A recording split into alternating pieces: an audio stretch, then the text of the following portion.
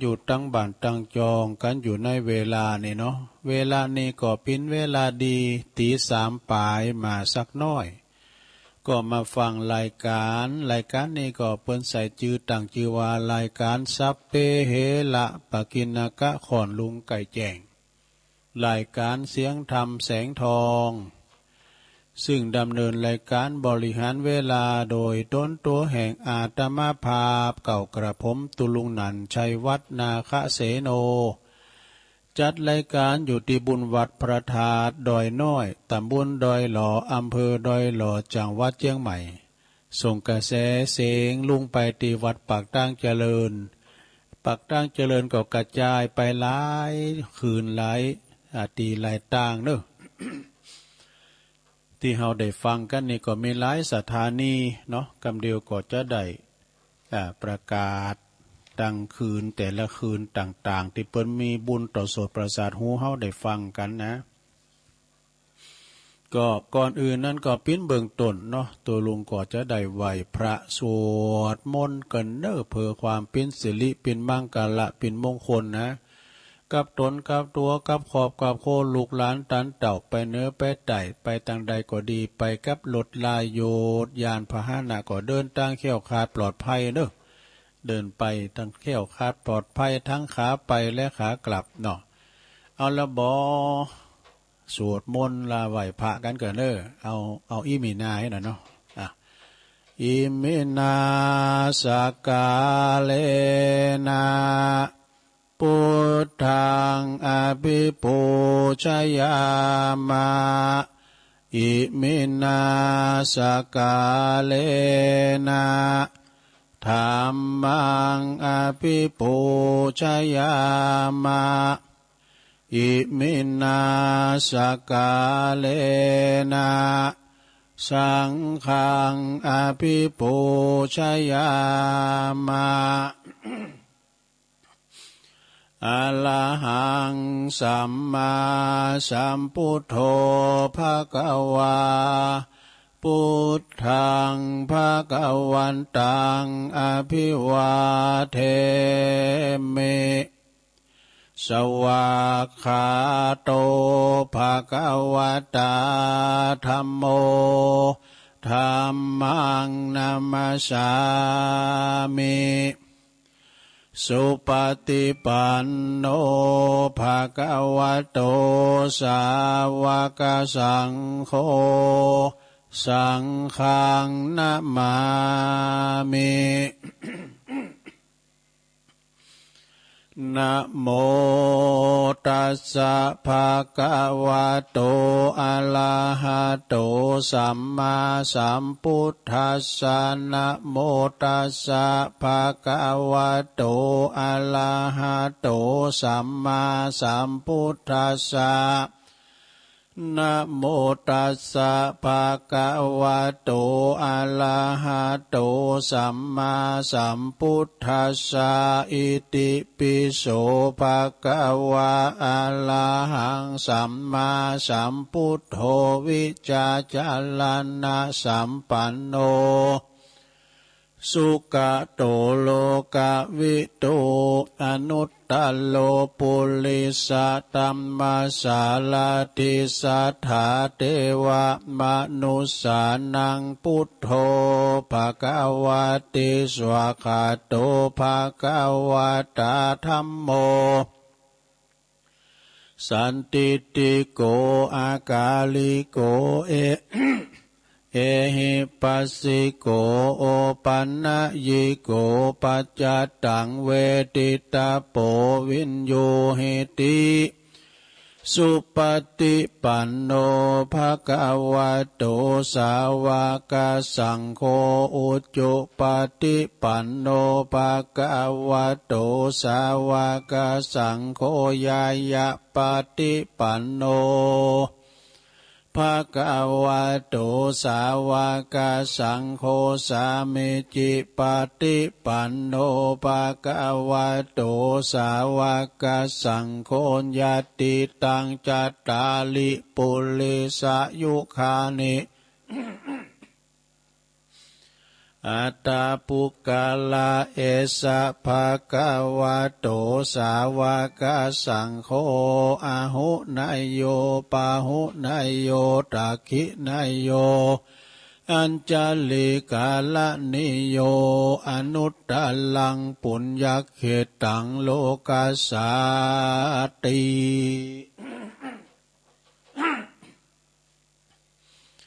จยันโตโพธิยามุเลสกายานังนันทิวัตโนเอวังตวังวิจัยโยโหหิจยสุจยมังคะเล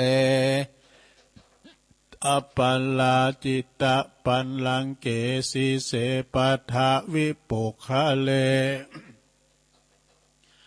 อภิเสเกสัพพพุทธานังอากาปโตปโมทติสุนักตังสุมังกลังสุปปะตังสุหุติตังสุขโนสุโมโหโตจะสุยิถังพรหมจาริสุปัทขินังกายกัมมังวาจากัมมังปัทขินังปัทขินังมโนกัมมังปณิทิเตปัทขินาปัทขินานิกาตวนะละพันตัตเถปัทขิเนสปิติโยวิวัจจันตุสัพพะโลกโกวินาสตุมาเตภวัตวันตลายโยสุขีติกายุโกภวะอภิวาทนาสีลิสานิจังวุตาปัจจายโนจัตตารโอธรรมาวทันติอายุวันโนสุขังปะลังเอาแล้วศรัทธาญาติโยมต่างหลายเนาะตุลุงก่อปิ้นเก้าปิ้นโหนามสวดมนต์ไหวพระไปปิ้นตีเรียบร้อยก็ขอกุณปฏิตไลลัตนะผ่านแผ่วพระแก้วเจ้าทั้งสามประการเนาะจงได้ดลบันดาลมาปกป้องคุ้มครองรักษาครูบาอาจารย์พระมหาเถรานุเถระตันเจ้าคณะประสังฆาธิการพระสงฆ์องค์สามเณรเจ้าเนาะอยู่กับวัดกับว่าได้เผยแผ่สัจธรรมคำสอนโปรดแผ่เมตตาศรัทธาญาติโยมไปนะเป็นเนิ่นนาบุญศรัทธาได้สักการะบูชากราบไหวงอกงามไพบูรณ์ในพระศาสนาเด้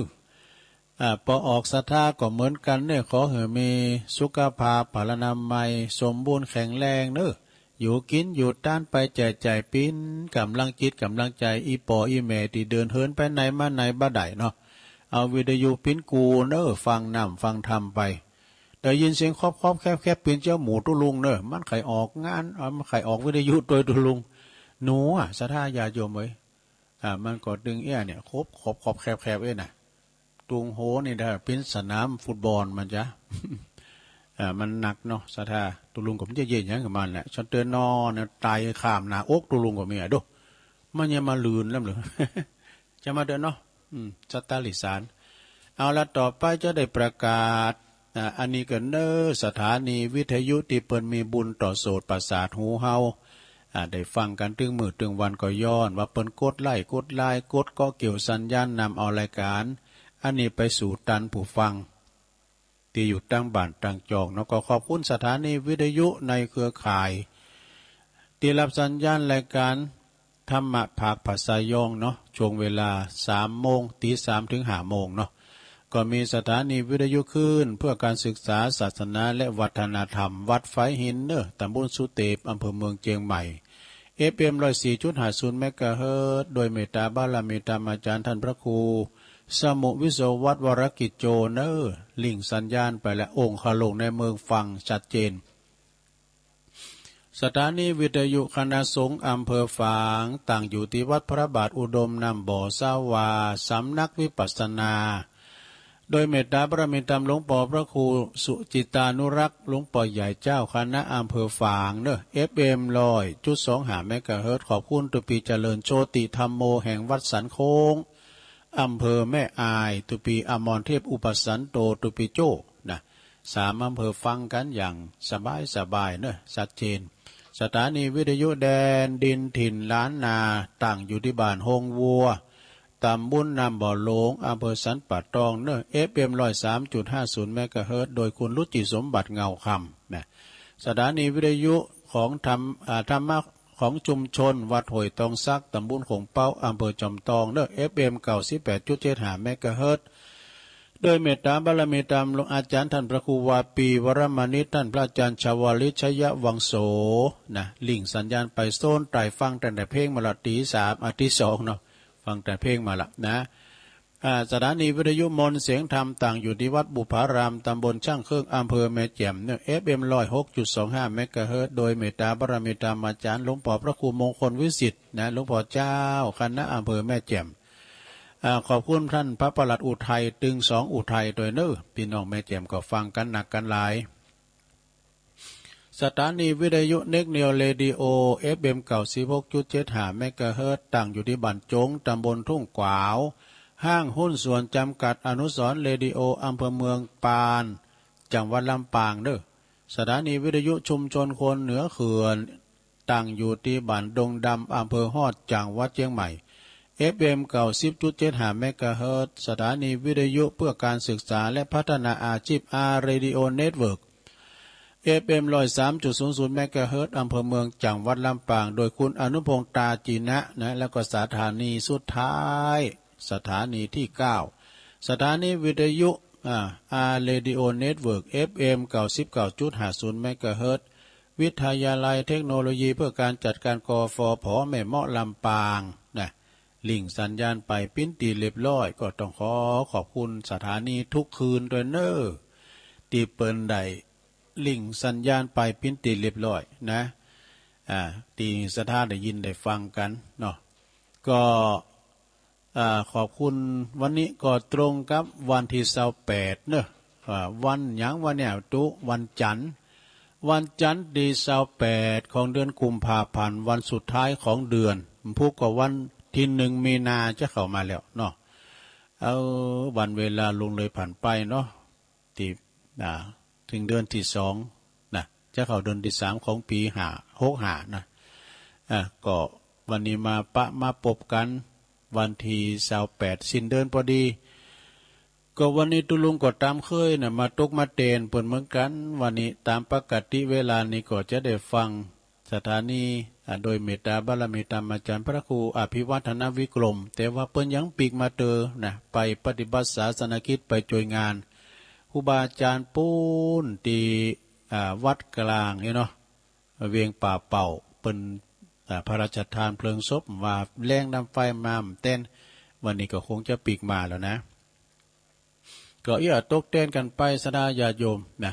ทีแรกตุลุงก็เก็บสัจจะสมสตังไว้หับตาลหอมไว้สัก3 ปันปลายนะตุลุงก็จะเอาซื้อมิกเนาะมิกที่นี่ก็ใจได้อยู่นะไปประมาทเปิ้นก็ใจมาบ่โอ้กินมาเขียวโปงแงหมอ พอดีอาจารย์พระครูเพิ่นขึ้นยกมิกเก่าของเปิ้นก็ใหม่เฮานะแกะกองนะก็ราคา3 ปันปลายตุลุงก็แตนผมเป็นประจำอันนี้ยกขึ้นได้เนี่ยตาลให้ตุลุงพอดีกะย้ำได้แปลงแต่นะย้ำได้เอาใส่ตุลุงก็มันจะจามจะแกว่นจะเต้าห้องเจแล้วก็ไอแก่นมาแปลงวันใดวางกันเนอะ ใจของใหม่เก่าเพิ่นก็ใหม่เฮานั่นเนาะนี่อานิสงส์เนอะญาติโยมทั้งหลายตุลุงนี้เป็นคุณที่ใจหมอแล้วก็เปิ้นขอที่ไหนก็ไปนะก็ไหวสาบารมีธรรมอาจารย์ท่านพระครูสาธรวีรกิจเจ้าคณะตำบลต้าวังเปาเนาะสันคงคำนี่ก็เป็นครูบาอาจารย์ตุลุงก็ไหวสาบารมีธรรมเนอะโดยความเคารพและนับถือท่านพระอาจารย์ท่านพระครูสุคนทศีลวิมลเจ้าคณะตำบลตาตุมวัดป่าต้องคานธารามอันนี้ก็เป็นปีอายไตโหเป็นตีเคารพนับถือของตุลุงท่านพระครูวิรุณสุตการเจ้าคณะตำบลนครเจดีย์เขต1วัดหนองสมณธาดาตกตุกได้อยากเปิ้นจวยตุลุงอันนี้ก็ลืมนะบุญคุณแล้วก็เมตตาบารมีธรรมท่านพระครูสุคนบุญญากรนี่อันนี้เจ้าคณะตำบลสันติสุขอำเภอดอยหล่อนะวัดคันธวาสทุ่งปุยก็เปิ้นก็เป็นตีเคารพนับถือ60ผู้ใหญ่ตีตุลุงเคารพนับถือเนาะไหวสาบารมีธรรมหลายก็หลายตุน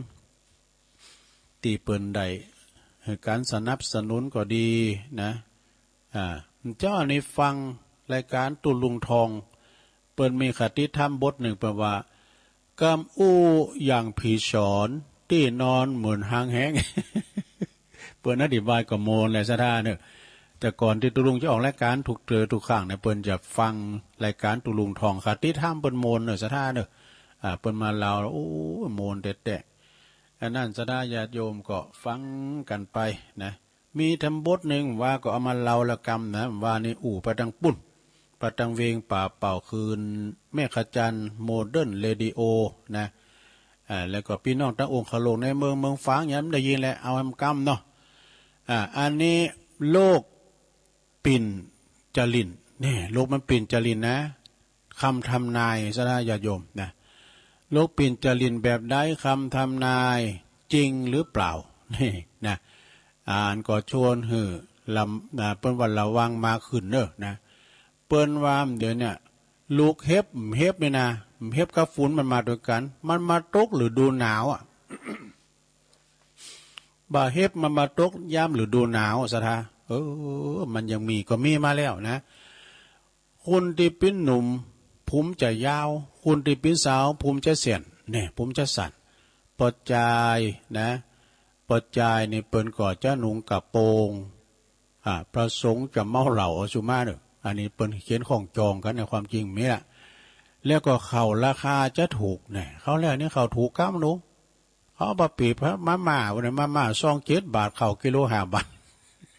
เดี๋ยวนี้แป้งเลยเนี่ยเขานะเขาจะถูกเนี่ยเขาจะมีราคาถูกลูกจะสอนปอสอนแม่ มันมีให้ในยุคเนี่ยนะลงเนอะลูกจะสอนปอสอนแม่เนี่ยสอนอย่างเอ็มมาเข่าไล่หรือแม่กับร้อยมันแต่มีเป็นอย่างนะซัมเตอร์นี่ลูกนี่สอนปอสอนแม่นะ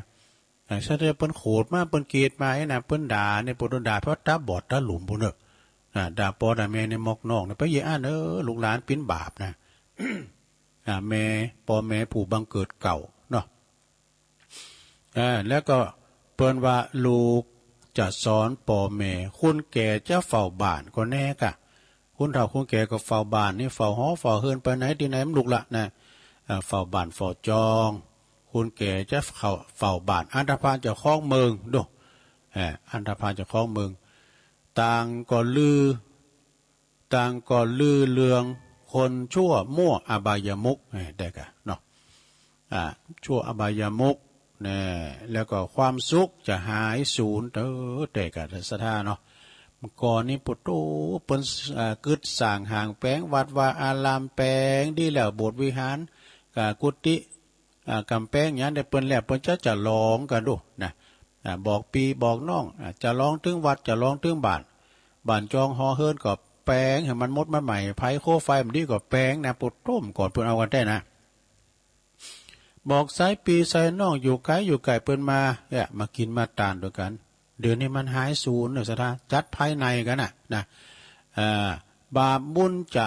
มองบ่หันเนี่ยบาปบุญจะมองไม่เห็นคุณผู้บาปผู้บุญกันแล้วศรัทธาญาติโยมต่างหลายคุณสัตว์จะปิ้นโลกหันจะปิ้นโลกเดี๋ยวนี้กันเนาะสัตว์เต็มปิ้นอย่างนะพอแล้วโลกโควิด19เนี่ยนะมันจ่องอาการมนุษย์หมูหมากาไก่มันปิ้นอย่างดูเนาะมันปิ้นอย่างแล้วมันมาเล็งเอาคุณเฮานี่กะก็แปลกเหมือนกันนะลูกเนี่ยแล้วก็เศร้าโศกโดยการเข็นข่าได้กันนะประชาจะอดอยากเงินทองจะหาอยากลำบากเลิงอาชี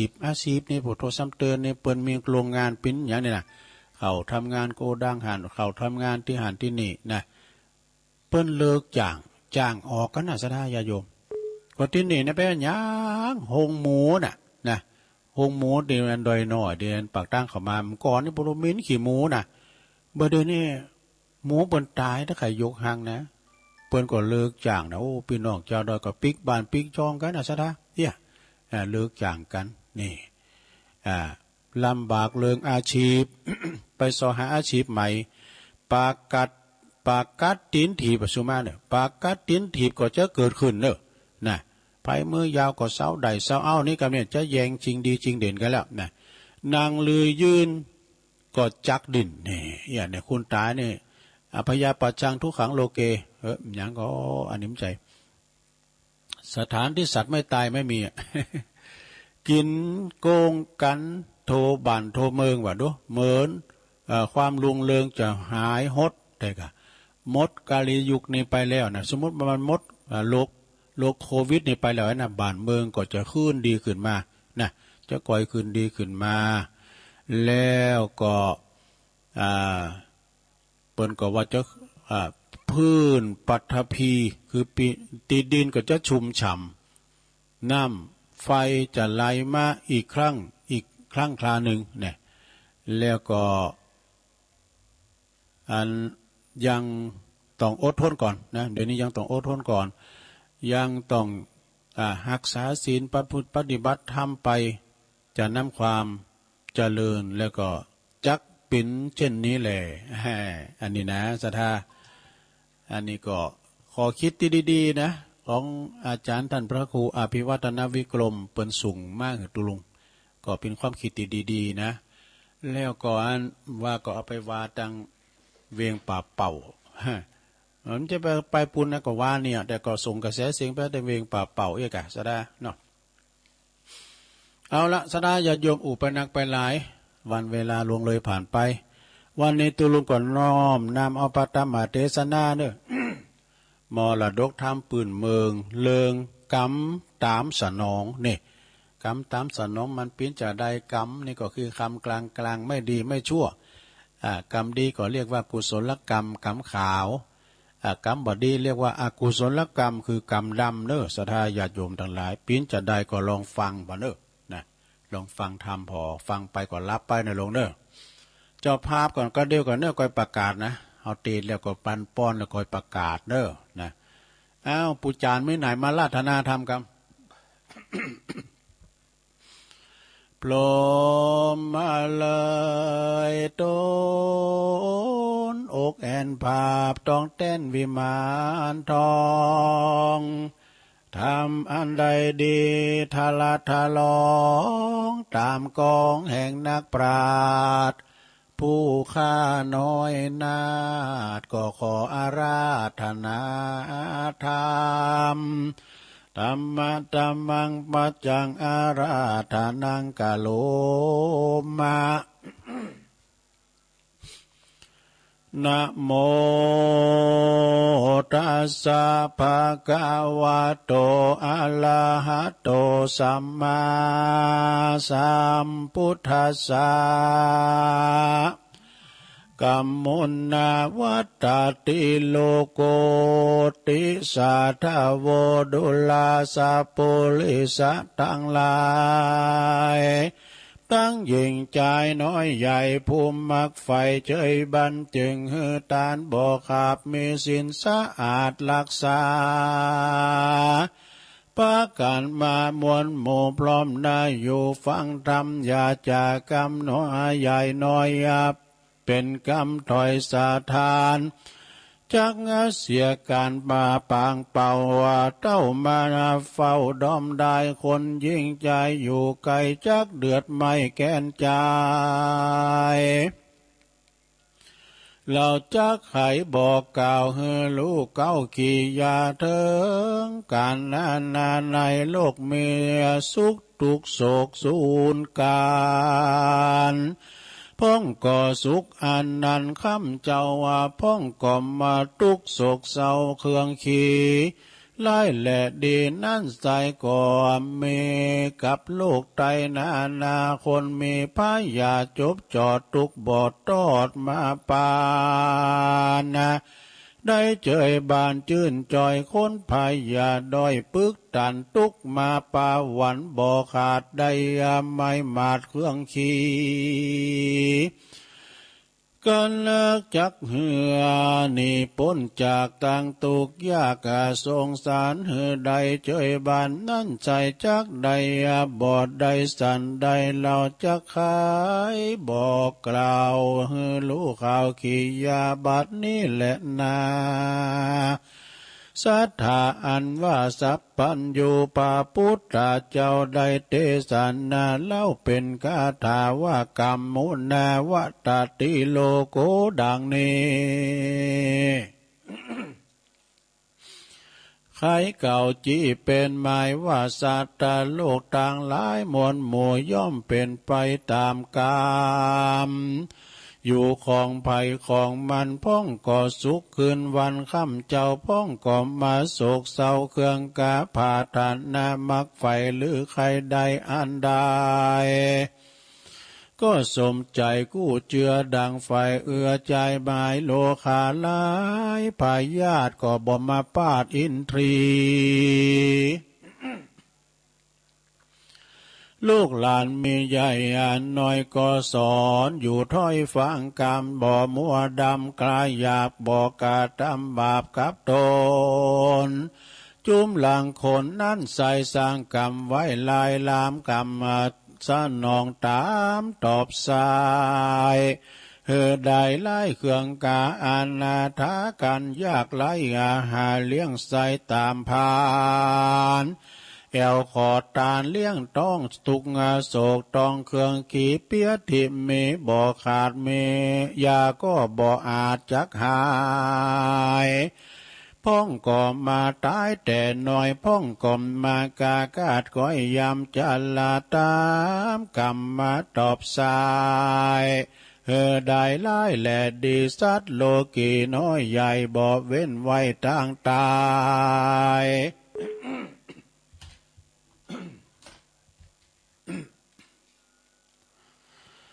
ย่อมมาจักวำวายมุ่ยมั่งอันบ่เหลือข้างคนใดจักตายไวและจ้าก็ตามกรรมนากาตัวยตันกรรมตัวเป็นกรรมเป็นปัญจภาวะเจือ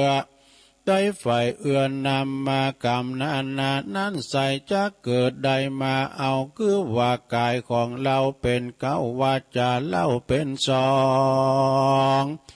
จิตใจปองเก่าจีสามปาการนี้เป็นหมายกรรมต่างหลายน้อยมากย่อมมาจากหลักย่อมมาจากเจ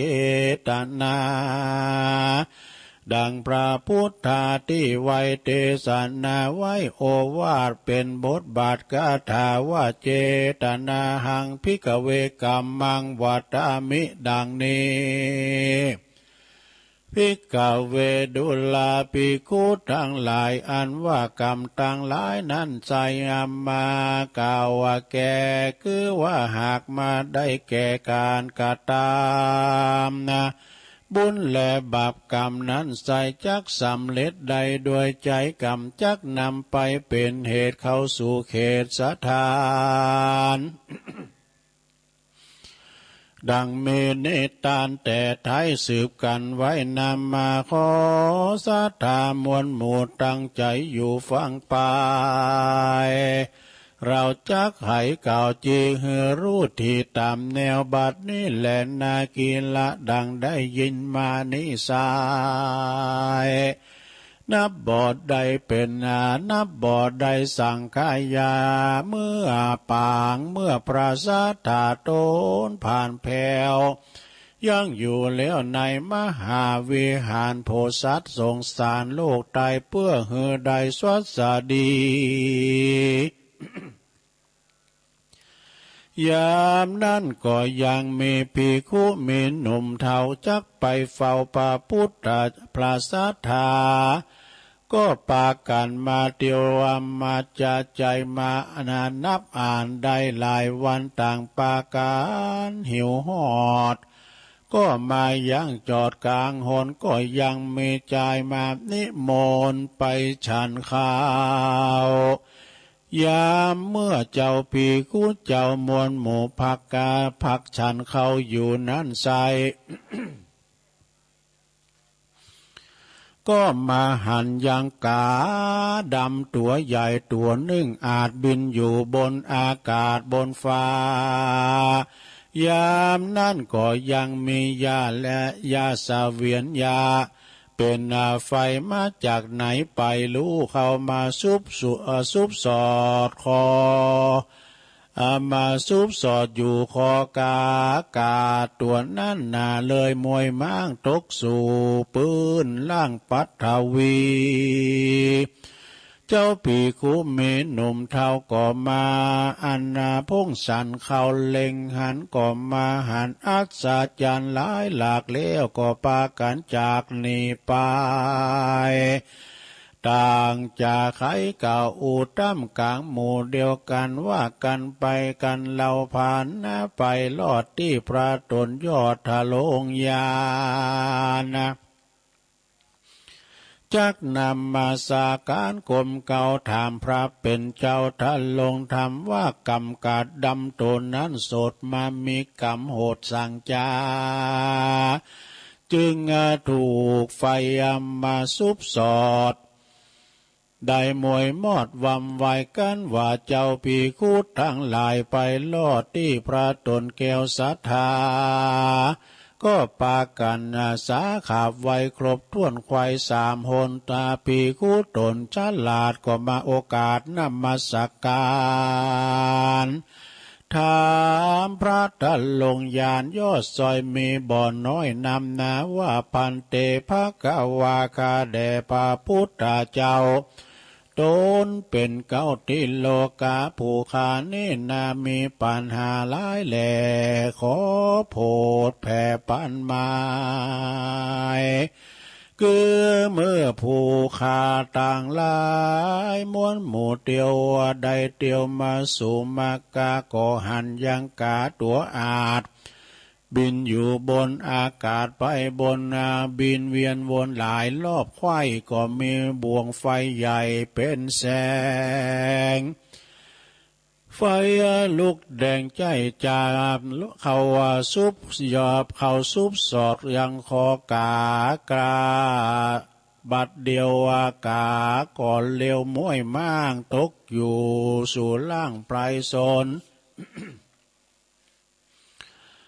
เหตุมันบินบนฟากฟ้ายังใดความหน้าว่ำไวผู้ขาต่างหลายมนหมู่ก็บอกเกยหูและหานว่ากรรมกาว่ากาดำนาตัวนั้นโสดมีบาปโทษกรรมอันใดนั้นจาอัตถะโคพังกาวากันในกาลนั้นใส่ปลาที่ไวสาตาก็เทศนาบอกเล่า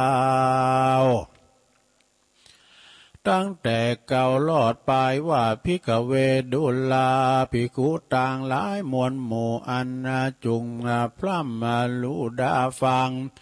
ในอาติตาตั้งแต่ก่อนนับบ่อผ่อนเมินมาอันวาดกาตัวนี้นาภา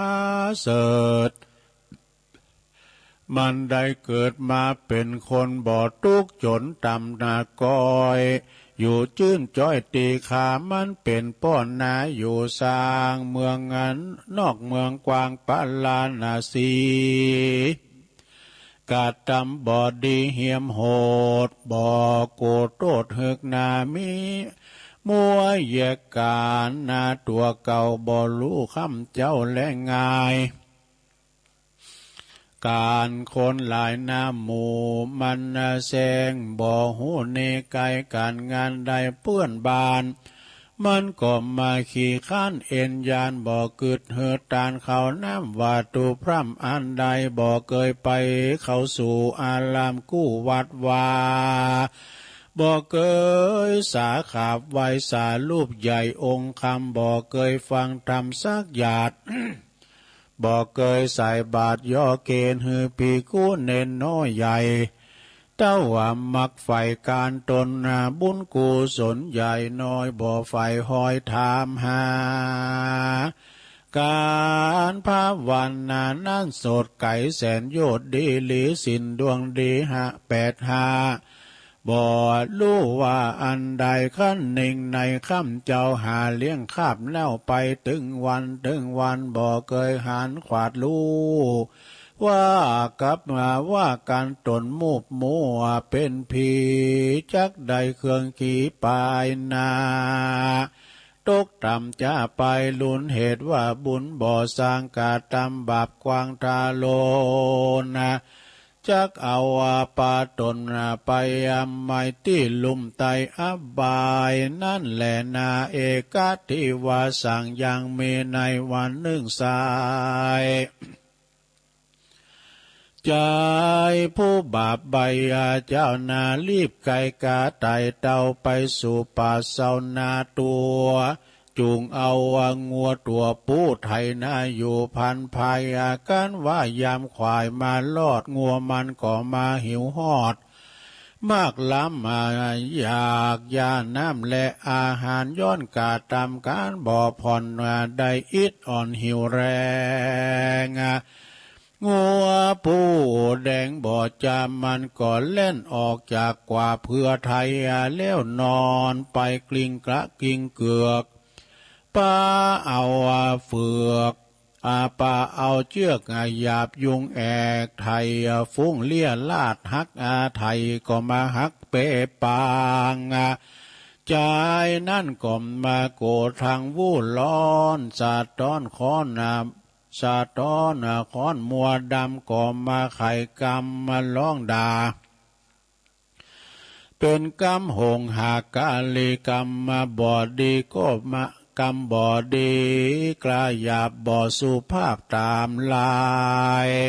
ว่ามึงเตี้ยงตายเตียงตา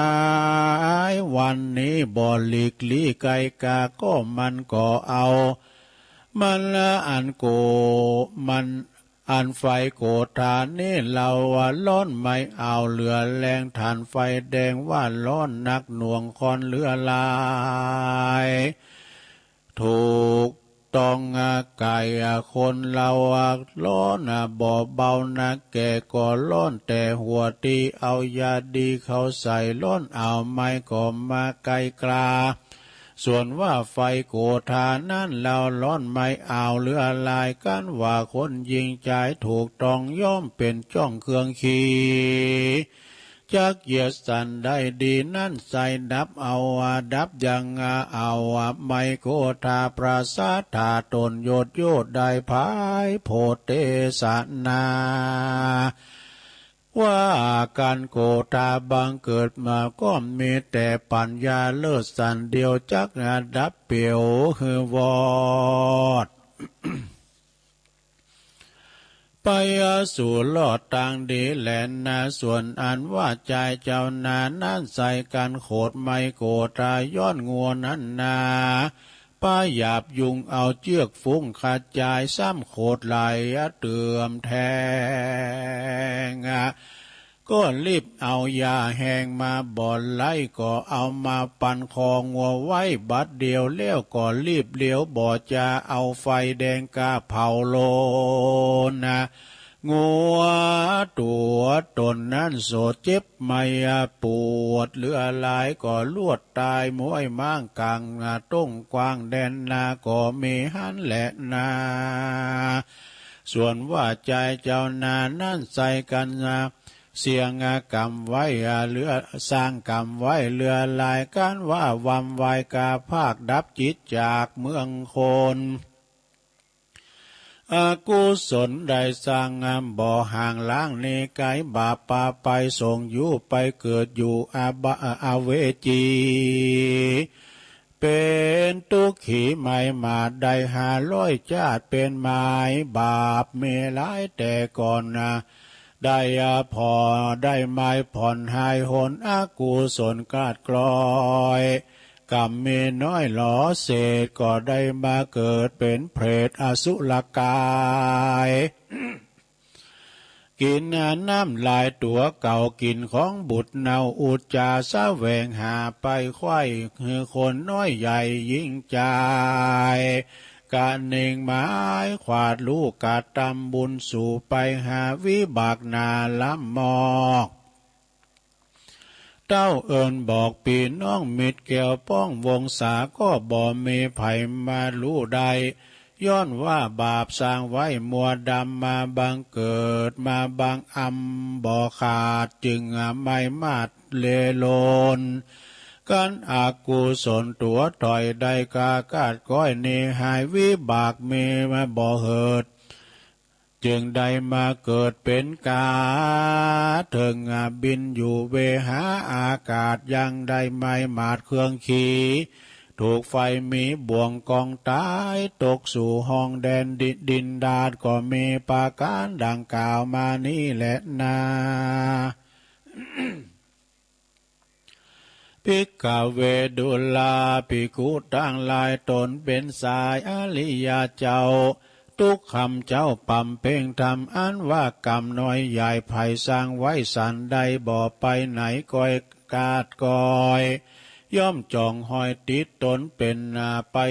กู้หนกูจาดแลนาตาสามาเหตุนั้นใส่คนน้อยใหญ่ยิ่งใจ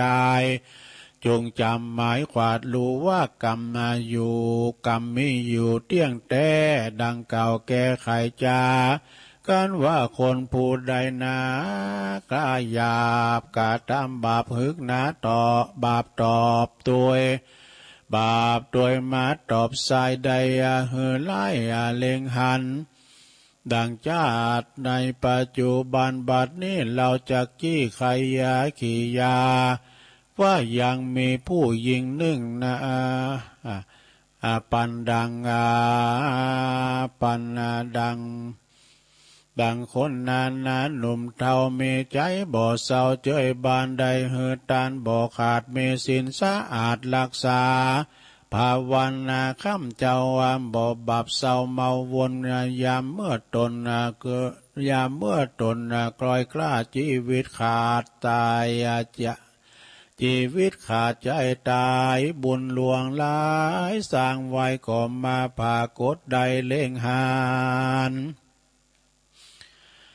เหือจิตภายพันไปสู่ยังที่อยู่กาเสมสีได้สดสาดีชื่นจอยในภาษาซอยเมืองสวรรค์และนาอ่านว่าบุญอันว่าบุญบาปกรรมนั้นใส่ไผ่สร้างไว้ลายลามย่อมมาย่อมมาตามคืนครอบสนองตอบด้วยไปบ่เร็วไวก็จ้าตามกาลกว่าไผ่มันจักด้วยตันตอบใส่เหือใดไล่แหล่ดีกันคนบุญมีนั่นเราตุกคำเจ้าเจยบาน การสร้างบาปหานั่นโสดยอมมีตุกโทษเครื่องกาจุ้มศรัทธามวลหมู่อันนั่งอยู่ฟังธรรมอยากกาทำกรรมบาปอันจุงมันหาบทั้งดีสินมีสินธรรมมีบ่ขาดอย่าประมาทลาสากันมอลานามวยมั่งจากโลกกว้างเมืองคนย่อมเอาตนไปเกิดที่ผาเสดกาเสมใจดังผาทันนาในกึดถอยบอกกากาดก้อยไก่กาคอสัทธามวลหมู่จุงได้อยู่เจยบานโลคาหารพยาธิอย่าได้มาปาดอินทรีย์อายุมีเตี้ยงเต้าวันเล่าโสภาอย่าได้ไกลกาก้อย จุใหญ่น้อยยิงใจแด่เตอเนติตังกิยาสังวันนาวิเศษจาห้องเหตุกรรมตามสนองกฎแห่งกรรมก็บังกลมโสมเรศเดชแล้วเท่านี้ก่อนแลสาธุสาธุสาธุโธ่สาธา เกือบหลอดเหมือนกันเนอะ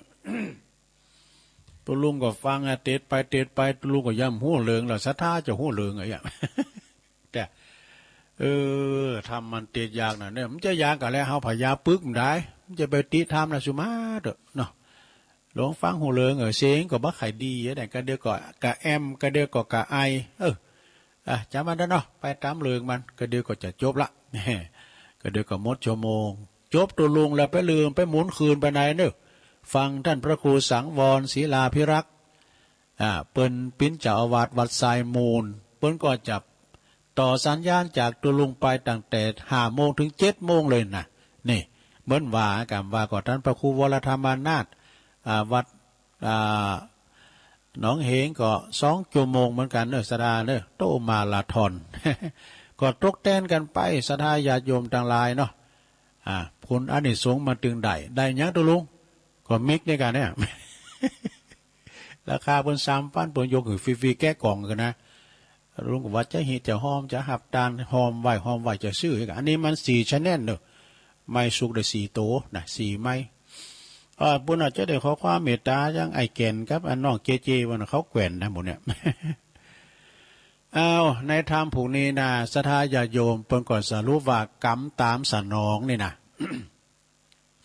กรรมนี่มี2อย่างตุลุงวานะกรรมดีกรรมบ่ดีกรรมขาวกรรมดำเนอะเปิ้นก่อนลาวว่าในอาทิตังเกิดเมินมาแล้วมีนายมีปอนานะมีปอใจคนหนึ่งเนี่ยเปิ้นเกิดมาเป็นคุณก็อยู่ในมนุษย์โลกเมืองคุณเนี่ยเปิ้นมีกินมีทานที่ไหนก็ไปวะเปิ้นมีการมีงานต่างวัดต่างวาปุกหอย่อเหินไปช่วยกันมันก็ไปมันก็เตาก็ว่าอยู่การมาไปการบาดการจ้องมันไปนะไถหน้าติ๊กๆอ่ะนะเยะใครใส่หน้ามันเป็นปอนาหรอมีอยู่หันวันหนึ่งมันเอาอันควายปู่เอาควายปู่ไปไถหน้าเนาะเปิ้นปดแอกปดไถปอหลาบปอควายมันก็ปดนี่เนาะควายมันไข่ยากินหญ้ากินน้ำนะควายพอแล้วเอาไถหน้าเดี๋ยวมันกินหญ้าในน้ำก็มีนะยากินหญ้าในน้ำก็มีมาหูดังจุ่มไปหมดกินหญ้าในน้ำกินหญ้าน้ำก่อนเมื่อวานนะมันไถหน้าไปปดโรคควายมันก็ใจขืนเนาะเจ้าหมูมันก็ปดแอกหมดแล้วนี่มันก็นอนกิ่งเกอว่ะนะเอาแอกเอางอนแตกฟุ้งหมดเจิกหยาบดโตปุดเบอมันก็มึงย้องอันมันโขดด้วยความโขดโทสักขินะความโขดเนี่ยเป็นไฟใหม่ต้นด้วยใหม่จิตใหม่ใจไฟตั้งนอกเนี่ยมันใหม่มือเฮาอีนะเอายาดีขอใส่ก็หายแต่ว่าไฟกิเลสเนี่ยปวดโตมาถึงเผาอกเผาใจปอนแน่ก็มีความแค้นมึงต้องตายวันนี้มึงต้องตายปิ้นแน่แต่เอายาแห้งเฟืองแห้งมาปั่นคอโง่ฟันของโง่ว่าควายเนี่ยควายว่าโง่เนี่ยลูกลืมไปแล้วลุงเตได้ยิ้มโห่มาถามเพื่อนเหรอเอาปอกกาแฟขอใส่ก็ลุ่นโง่ตัวปูนเนี่ยก็ไปมีหมูตายไปให้กลางตุงนาเนี่ยควายตัวนั้นตายไปแล้วมีถึงโง่ถึงควายฮะกำควายก็โง่เนี่ยมันมีเขาเหมือนกันจ้ะเอาควายนั้นตายไปนะบนสางกรรมเนี่ยโตเวลามันตายไปปุ๊บมันก็ไปตกอยู่ในห้องอบายอเวจีป้นจากอเวจีก็มาเกิดปิ้นเปรตน้ำกำนะอสุรกายนะไปเสาะว่าไปกินของบูดของเนาอุจจาอย่างต่างๆแล้วก็ไปนิมิตเหือเปิ้นเหือได้เปิ้นได้ตานหาว่ะนะไปบอกเหือปีเหือน้องไผ่ก่อมหู้เพราะว่าบาปกรรมมันมาบังไว้นะแล้วก็เศษกรรมมันมีละเกิดมาก้ามปิ่นกาเกิดมาปิ่นกาเนี่ยปิ่นกาอยู่บนอากาศก็เดือกันเท่าความไม่หน่อยหนึ่งสาธุเจ้าเพื่อจะเข้าเฝ้าพระพุทธเจ้าเตียวมาสันทีเตียวมาถึงกลางตุงกลางนามีปัจจัยคุ้นหนึ่งเนาะมาหนิมนต์หนิมนต์ไปบุญห่างไปชั้นเพลก่อนไปถวายภัตตาหารเพลบุญห่างกินข้าวไปมั่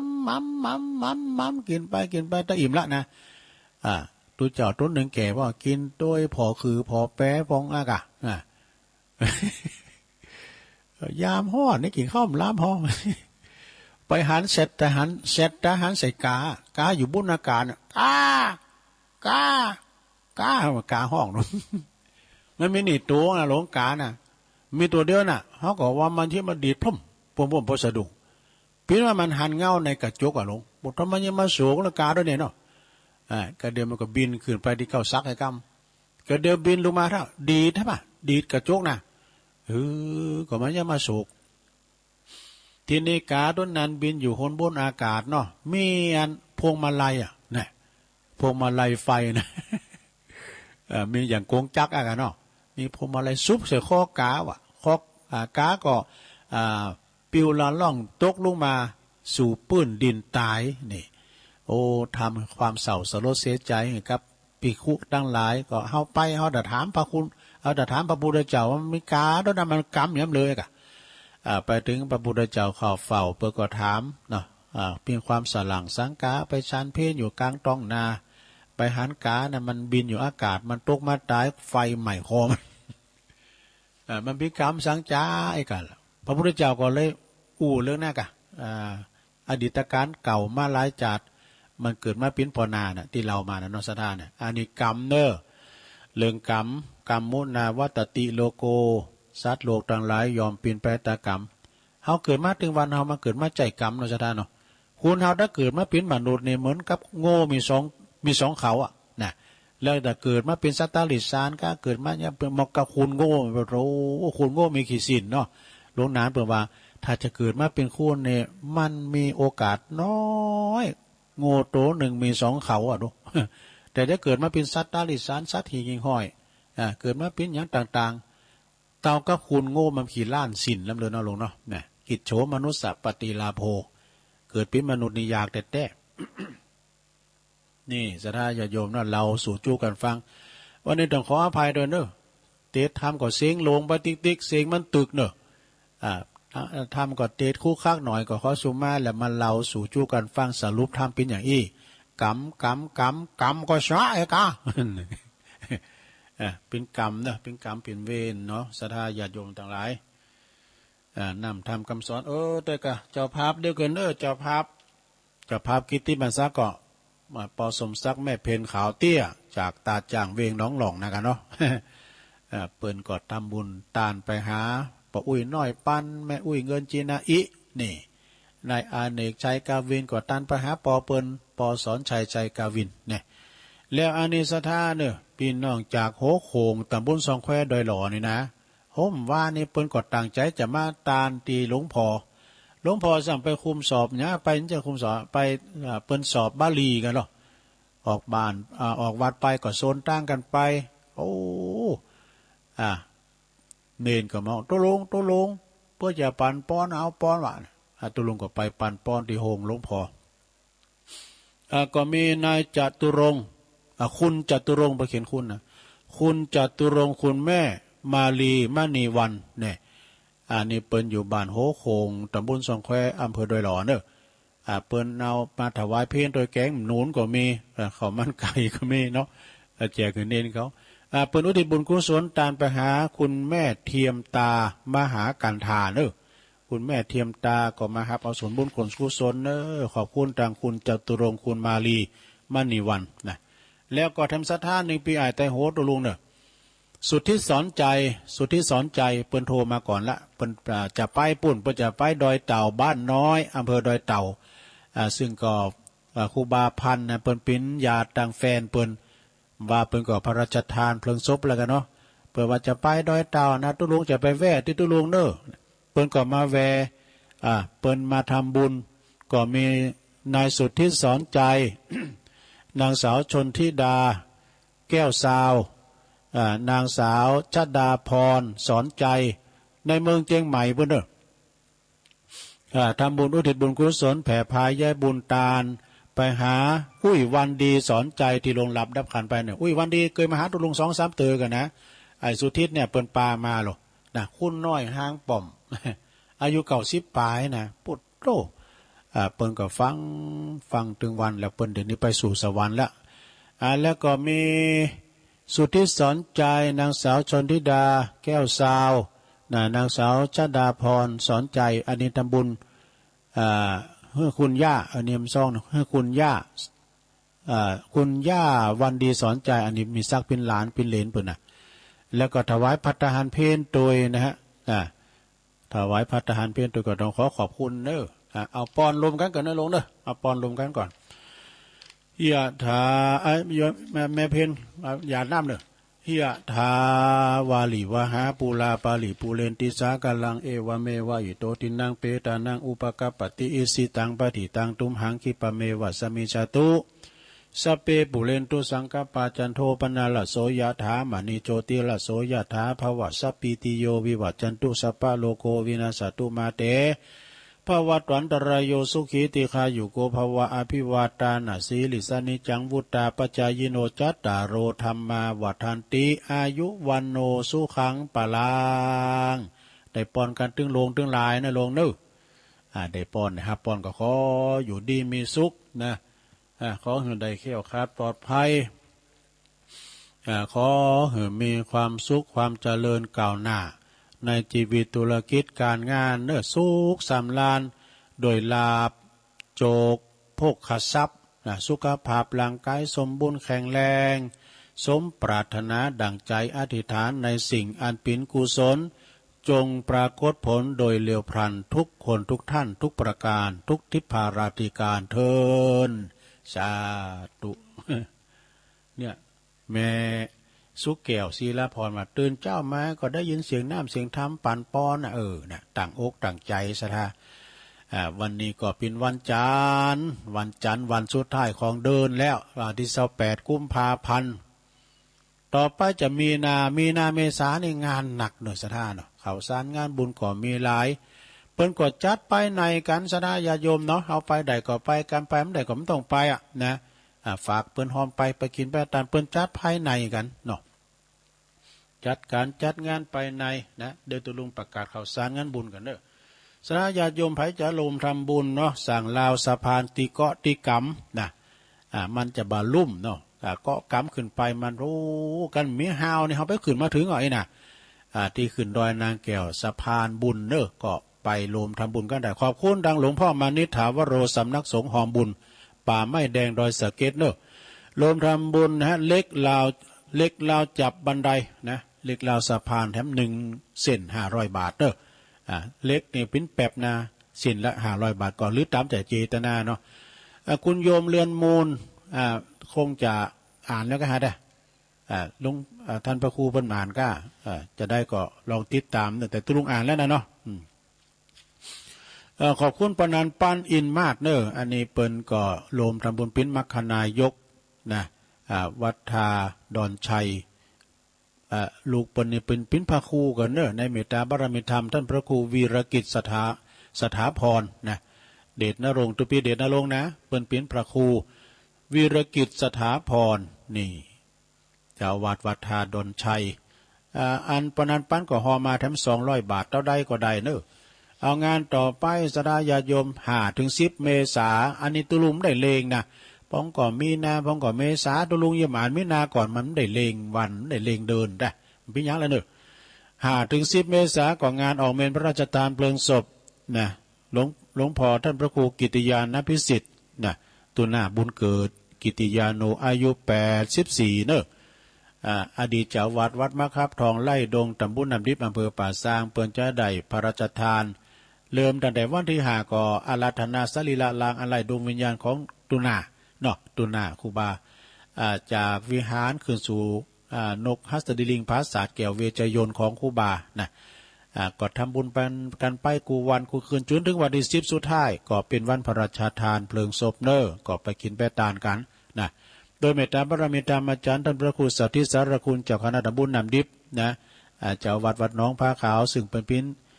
ผู้พอก้อยดูแลอันปิ้นเจ้าคณะผู้ปกครองปิ้นแม่งานใหญ่พร้อมกับคณะสงฆ์ทุกวัดนะไปรวมกันคณะสาธาไปรวมกันเนออาจารย์ประสิทธิ์มณีวันเจ้าภาพใหญ่ขอบคุณดังท่านพระครูประหลัดทนงชัยยาพลโนตุปิหนุ่มวัดโบสถ์น้ำดิบประธานอปตแม่งานใหญ่ทั้งทานหนึ่งนะฝากประกาศมาเนอวันที่14 มีนาก่องานฉลองตราตั้งเจ้าอาวาสวัดฉางข้าวน้อยเหนือตำบลป่าซางอำเภอป่าซางเด้อแล้วก็เปิ้นจะฉลองพระฐานานุกรมฉลองปริญญาแล้วก็ฉลองตราตั้งพระครูท่านพระบดีกาไพฑูรย์ขันติทโรตุปีทูลเนอพี่น้องตั้งทาจุมปูมาหลายๆเนอเอาโฮงตาลมาด้วยเนอได้ยินเสียงอยู่ก็ฮะท่านดร2พลิกดวงนะอันนี้ปินหน้าป่ะเนาะหน้าของตุปีทูลนะก็มาเนอะมาหับสังกัน มามุติตาจิตมามุติตาจิตนะตุปีทูลเพิ่นจะมีการฉลองการต่างเจ้าอาวาสนะวันที่14 มีนาเนอะก็ไปกินไปตามด้วยกันนะ17 มีนาก็เป็นวันเดือน6 ปิงก็รวมทำบุญส่งน้ำพระตาที่วัดป่าไผ่บ่อทองตำบลแม่โป่งในเมตตาบารมีธรรมหลวงพ่อพระครูพุทธิธรรมรักษ์เจ้าคณะตำบลแม่โป่งแล้วก็ท่านพระอาจารย์สมเพชรหรือว่าสมนึกปัญญาโนเห็นสักกี่วันได้ยินเสียงเปิ้นละเนอเปิ้นจะมาออกรายการที่เนี่ยนะมาฟังเทศน์ฟังธรรมเปิ้นเป็นนักเทศน์เราข้ามไปดอยนางแก้วข้ามไปดอยขุนตาลไปดอยลิงไปเทศน์ไปธรรมหมดนะซะนะ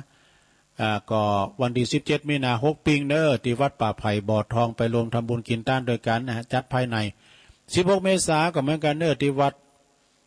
วัดสันเหมืองเปิ้นจะส่งน้ำพระธาตุวัดสันเหมืองปีที่2เนอวัดของพระอาจารย์เน้นหลักเขานะ ท่านพระครูนันทบุญยเขตเจ้าอาวาสตุปีบุญเติม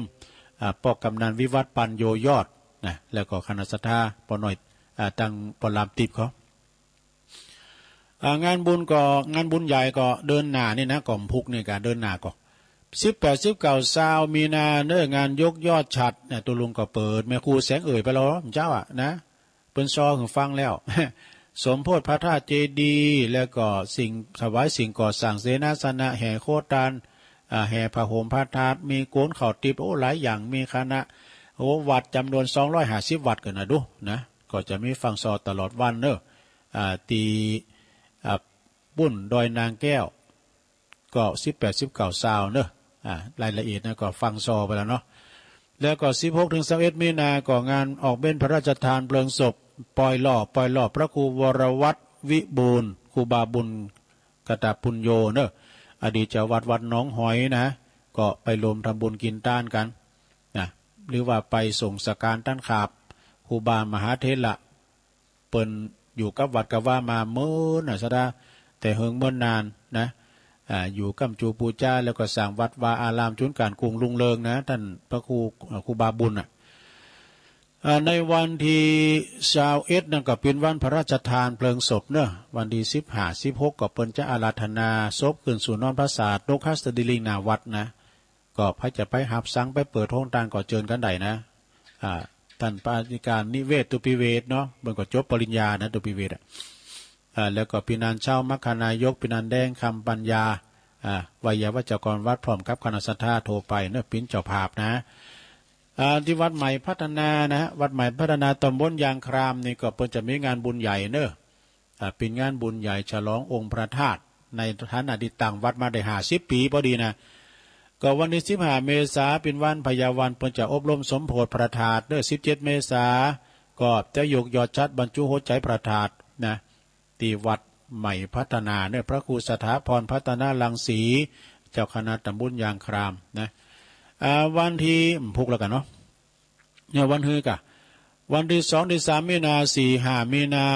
65งานประชุมเพลิงศพท่านพระครูวินัยธรธีรพลสันตจิตโตอดีตเจ้าวัดตาการอำเภอสันป่าตองพระสงฆ์พิธีจำนวน60 รูปนะ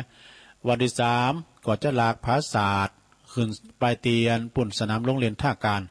วันที่6ก็มีการประชุมเพลิงศพก็ขอเชิญเนอะไปรวมทำบุญกินต้านกันไปส่งสการต้านขาบเนาะทุกวันที่23ของเดือนเนอะทุกวันที่23ของเดือนก่อตั้งวัดศาลาโดยเมตตาบารมีธรรมหลวงปู่พระครูโชติสุวรรณสอน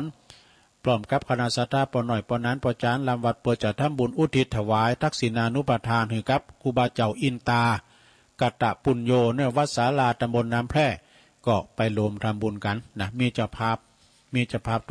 ทุกนัดนะ4 มีนาก็เจริญรวมทำบุญส่งน้ำอธิษฐานของครูบาสุขบวรสุขบดอดีตเจ้าวัดป่าสร้างน้อยตำบลบ้านแป้นอำเภอเมืองจังหวัดลำพูนเนอะพร้อมกันในงานนี้ปีนี้เปิ่นก็ถวายหอส่งน้ำตัวนะแม่ดีสุวรรณล้อมนะเปิ่นก็ฝากประกาศมาเนาะปุณเนอร์ที่วัดป่าสร้างน้อยเนอะ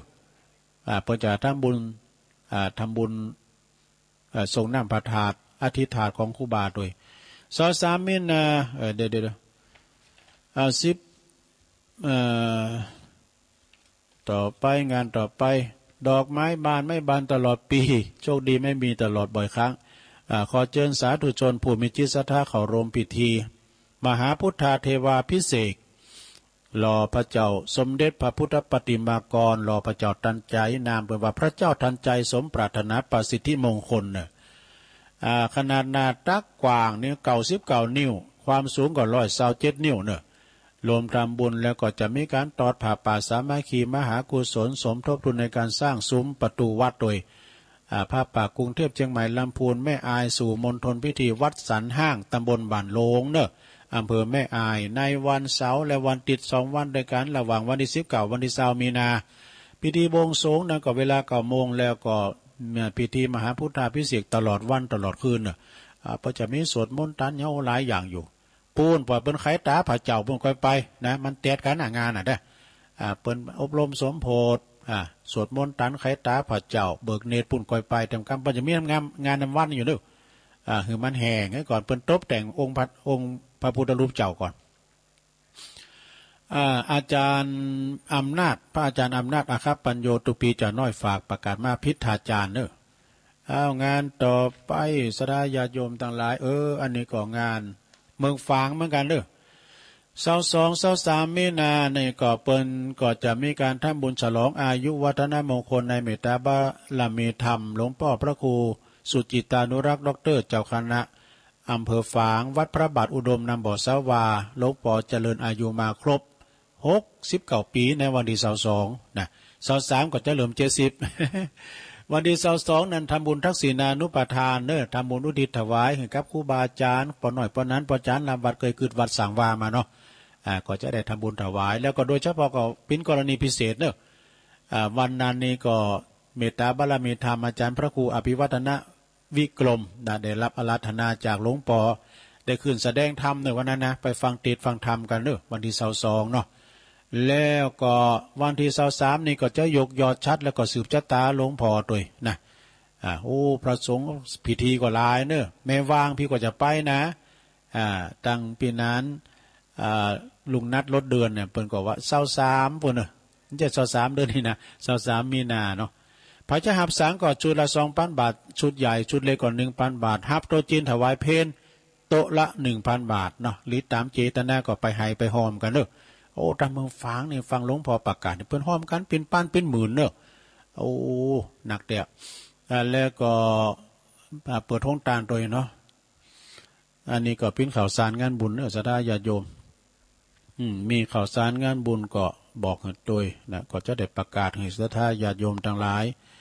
ได้ลมกินลมตาลกันเนาะก็เดียวกันเนอะตัวลุงก็จะได้อันประกาศอันนี้กรรมนะก็คุณโยมที่เปิ้นหอมบุญมานี่ก็มีหลายท่านแม่จงดีได้ไม่ไหนกันเนอะจะได้ประกาศคุณแม่จงดีเชื้อกันทาในเมืองฝางเนาะนาฬิกาตัวลุงนี่มันจะนาฬิกาว่ามือถือก็ขอบคุณตัวลุงที่ประกาศอันนี้หอมรอฟังแล้วก็มีศรัทธาเนอะเปิ่นมาลมทำบุญกินต้านกันเพิ่มแม่บัวเขียวตุ่นแก้วไอ้กะบ้านใหม่เสาหินฝางสั่งบันไดแถม100 บาทซุ่มฟังอยู่นะเดียวกันเนอะล่ำไปกะดจือเพิ่นก็มีหลายอยู่นะเพื่อจะต้านตุงโดยเนศราเนอะเพื่อจะต้านตุงพระมิตรตุงก็มารวมกันเนาะแล้วก็มีเลขที่บัญชีตัวเนอะจะห้อมบุญก็ไปตามบัญชีตั้งแต่วันที่24มาก่อนแม่สมศรีสิทธิกิจบ้านนันทารามฝาง200 บาทแม่อัมภัยศิริมิตรตระกูลบ้านนันตารามฝาง500 บาทพ่อกำธรแม่เท่าบ้านปางปอยแม่ขะ114นะ 1,000 บาทเนาะแม่แดงปัญญาปางปอยก็แม่ขะทำ100 บาทแม่มีชัยพินโยพาดบ้านปางปอยทำ100 บาทเนอะแม่ตำบุญแม่ขะเนาะแม่วัชรีเชี่ยวนพรัตน์บ้านป่าบุ้งเวงฝางทำ100 บาทเนอะแล้วก็เพิ่มมาวันที่25นี่ก็แม่อามเนอะกรดคำปางป้อยแถม100 บาทแม่นางพินโยชัยพินโยพาดปางป้อยแถม100 บาทเนาะปออินแม่โอ้แถม100 บาทคณะศรัทธารวมบ้านปางป้อยแถม500 บาทเด้อนะยอดวันที่24ได้อยู่ 3,850 บาทศรัทธาปางป้อยมาสมทบแถมเป็น 4,700 แล้วโดแล้วก็ฟังน่าจะได้อยู่5 คันด้วยกันขอบคุณเนอะแล้วก็คุณแม่จงดีเชื้อกันทาเปิ้นก็เอาตุงมาหอมตัวนะมีตุงมาหอมโดยกับตุง15 โตยอดตาลแถม500 บาทเนาะขอบคุณเนอะอันนี้ก็ไปทางเมืองฝางเนาะไปทางเมืองฝางถ้าว่าได้อ่านตั้งแต่ก็ขอสุมาเด้อเนอะถ้าว่าไม่ได้ตักได้ตายแม่แสงชุติวงศ์แม่ย่อยสันทรายก็ตักมาต่างหลายคุณแม่เดือนเพ็ญทิมวางน้องหานน้ำบ่อหลงรอฟังอยู่เจ้าแม่สุทัศน์ดีโมนแสนพรมฟังเพลงบักเก่าโมนดี แม่ครูทองคำที่วงคำฟังธรรมมาจบแล้วก็รับต่อใจ สาธุสาธุเจ้าเนี่ยโยมชื่นใจไพวันจากปางน้ำทุฟังอยู่แล้วก็มีนิมไพมัว แม่ฟองคำติ๊บแก้วจากป่าไผ่บ่อทองเรือนมูลเนี่ยแม่เรือนมูลนะแม่เรือนมูลนี่ก็ประกาศไปแล้วเนาะแม่แดงดอกตันล่อมรัตนาโดยแล้วก็สุมาลีพูดงามเนี่ยกราบไหว้สาแม่ฟังจากแม่อ่อนเจ้าดูแม่อ่อนฟ้าบ่แม่อ่อนพวกแม่แดงอัมพรเต็นดอกไม้ตัวเนื่อจากจอมตองนะแล้วก็สุทธิสอนใจตัวลงครับผมขอเลขบัญชีร่วมถวายสร้างก็เดียวกันเนอะสุทธิสอนใจจะบอกไปตั้งลายเนาะนะแล้วก็แม่หลงจันแม่หลงสายฝนจันคุณนะพี่น้องหลายปิงนะน้องผ่าขาวตักมาตั้งลายประหลงมงคลมูลชีพจากบ้านน้องเอิกเนอะประหลงลอยหนาสอทอชัดเจนดีเป็นว่าชัดเจนดีครับปิ้นกำลังใจให้ตัวลุงเนอเขาขอบคุณเนอะแล้วก็โยมพี่น้อยยุพินหอมมาลาจากแม่หยวกเนอะสารกลางเนาะแล้วก็แม่กันดาสีเนตรจากหางดงฟังเพลงม่วนดีโยมแม่ครูธนวันโดยเนอะแม่ไพรเจ๊ไพรหรือว่าแม่อัมพาพันธ์ชัยเมืองยองจากสีจุ่มเนาะบันเลินใช่สีจุ่มกับบันเลินก็ขอสุมาเนอะนี่เป็นโยมแม่บุญธรรมของครูบาเต้นะสุภฤกษ์เนาะตุลานปีนานซักสีสันป่าตองเนี่ยโคศกเสียงทองแต่บัดเดี๋ยวนี้ตกงานอยู่ ผมไปรับจ้างขึ้นบ่ลำไยทุลุงนะโคศกก็ตกงานนี่ยมวันลาเนอะยมวันลาคุณแม่จงดีเชื้อกันทานะแล้วก็แม่อุ้ยน้องโดยแม่มนฤดีวงสายยะอันนี้ฟังจากพุทธนิมิตเนอะแล้วก็มีแม่จันเลื่อนใสแม่จันเลื่อนใสก็อยู่เวียงตาการปัจจุบันจะพาร่วมพุ่มฮือเนี่ยกะงานปล่อยล่อ แล้วก็มีโยมสุมาลีใจตาจากเวียงป่าเป้าแม่ทองคำพรหมมินจากอินทขินแม่แตงปอครูชัยทองขันนี่จากน้องป่าขาวปอครูเก่าตุลุงนะผมจะเปิดเพลงให้ฟังแล้วเนอะพะเยารอเธออันนี้ก็อนาลัยโยไหวสานะครับเนอะครูบาหลวงจากวัดหนองเอิกเนอะคุณยองเหมือนกันนะแล้วก็มียายบุญโดยเดี๋ยวกันเนอะกระด่างไปแล้ว เอามาใหม่กระด่างไปแล้วนี่กระด่างไปแล้ว70077007เยอะอย่างได้เนี่ยกระด่างไปแล้วเนี่ยแม่นี่ก็แม่น้อยกัดนัดเพิ่นโทรมา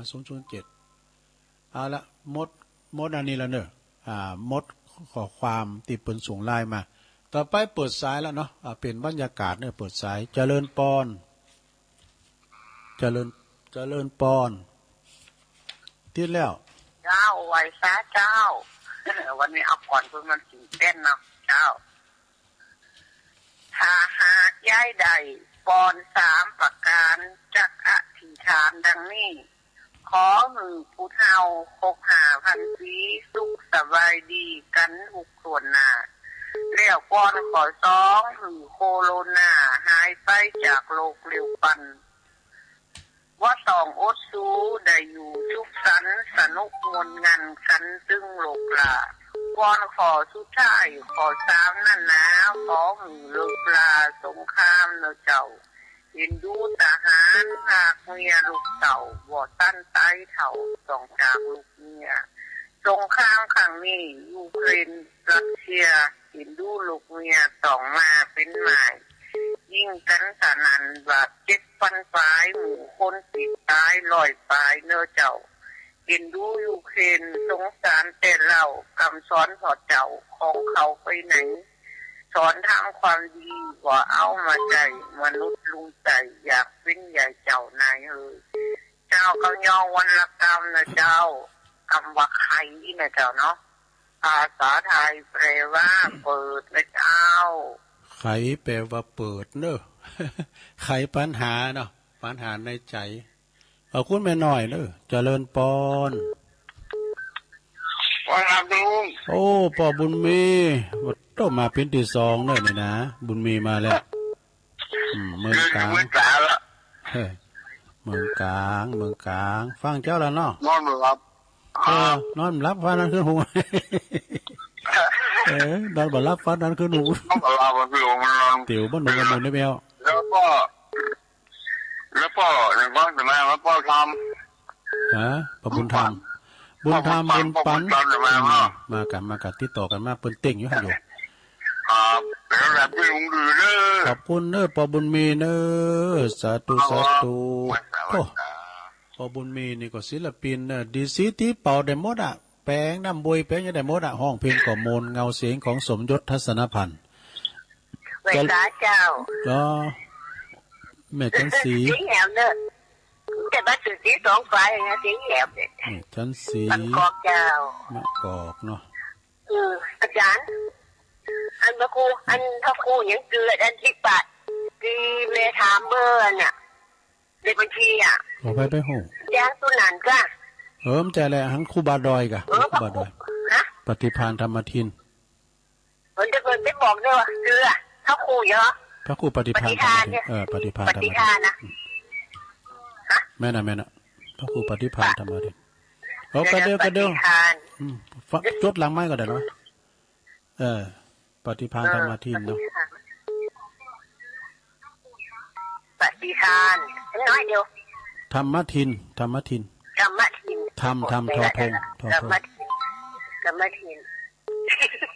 มันวันที่เศร้าอย่างนี้เลยเนี่ยโอเคเนอะก็เดียวกันนี่ก็ตอบหลังไม้ก็ได้นะมันสะกดไงมันยากหน่อย0899555656เจริญปอนกับใบสาครับสลุงเจ้าบุญมีเดี๋ยวบุญปันมาแล้วเด้อเขาเรียกว่าเจ้ากะพอบุญปันเมา6 วันแล้วแท้พอนั่นเนาะนะครับเพิ่นเลยมอบอันมิกใหม่เหรออันเลยให้ใส่ไม้คองละแต่ได้เปลี่ยนสักวันก่อนเพราะว่าวันหลังสลุงผมใหญ่เปลี่ยนว่ะเนี่ยกะแรงบึ้ดก็ไม่นะบ่าย 3ดูมากอยู่ลูกคอนเนาะจะได้ไม้ทองได้ลูกนี่เอาทำของตุบีสมเพชรเขาเนี่ยกะมาเป็นมากอันนี้ดีใจด้วยม่วนดีลุงมาของม่วนละเป็นกำลังใจตุลุงด้วยขอบคุณปนน้อยเด้อสาธุท่อฟังเบาแล้วตุลุงฮะพักฟังบ่จอแล้วเจ้าตู้อันนั้นพวกจีนคือตุลุง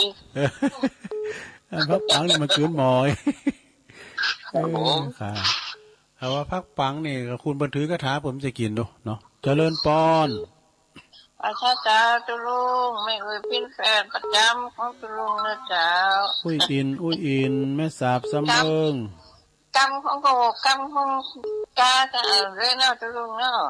แม่สาบสำเริงเนาะคุณเนาะจำกำไว้เนาะจำกำไว้จ้าวันดีเนาะกำละกำนะเป็นกำลังใจตุลุงเนอะฟังไปติ๊กเจ้าสาตุอุ้ยอินก็80แล้วนะอุ่นนะเจริญปอนวัดแขกครับน้องกบเปิ้นน้องเบลเนาะครับผมไม่ใช่พัฒนาครับโอ้โหเสียงเหมือนกันขอโทษพ่อธนาพ่อธนาวันนี้เน็ตเนอร์ได้ออกมาหน้าใหม่นะโอ้โหขึ้นเด้งแหละเนี่ยแหละครับเป็นกำลังใจคุณลุงนะครับขอบคุณนะปอนสาธุเนอร์ไว้แต่ครับพ่อธนัทเนี่ยเปิ้นอยู่ขวงเป้าหมู่4เนอะหมู่4เจริญปอนไปสาธุปอนนั้นประเสริฐเนาะครับจำระพังประจำสตินดีครับน้องคำวันดีครับนาแดงนาน้อยฟังได้มีสาระประโยชน์ดีน้องฟังทำนี่น้องฟังกลางวันมันจะบอกน้องบ่ไกลบ่อิ่มเข้าไปแล้วนั้นตอนนั้นอันเมื่อแรงนี่ได้ยินเนี่ยอย่ามาป่าย3 โมงเนี่ยมันได้ยินกะ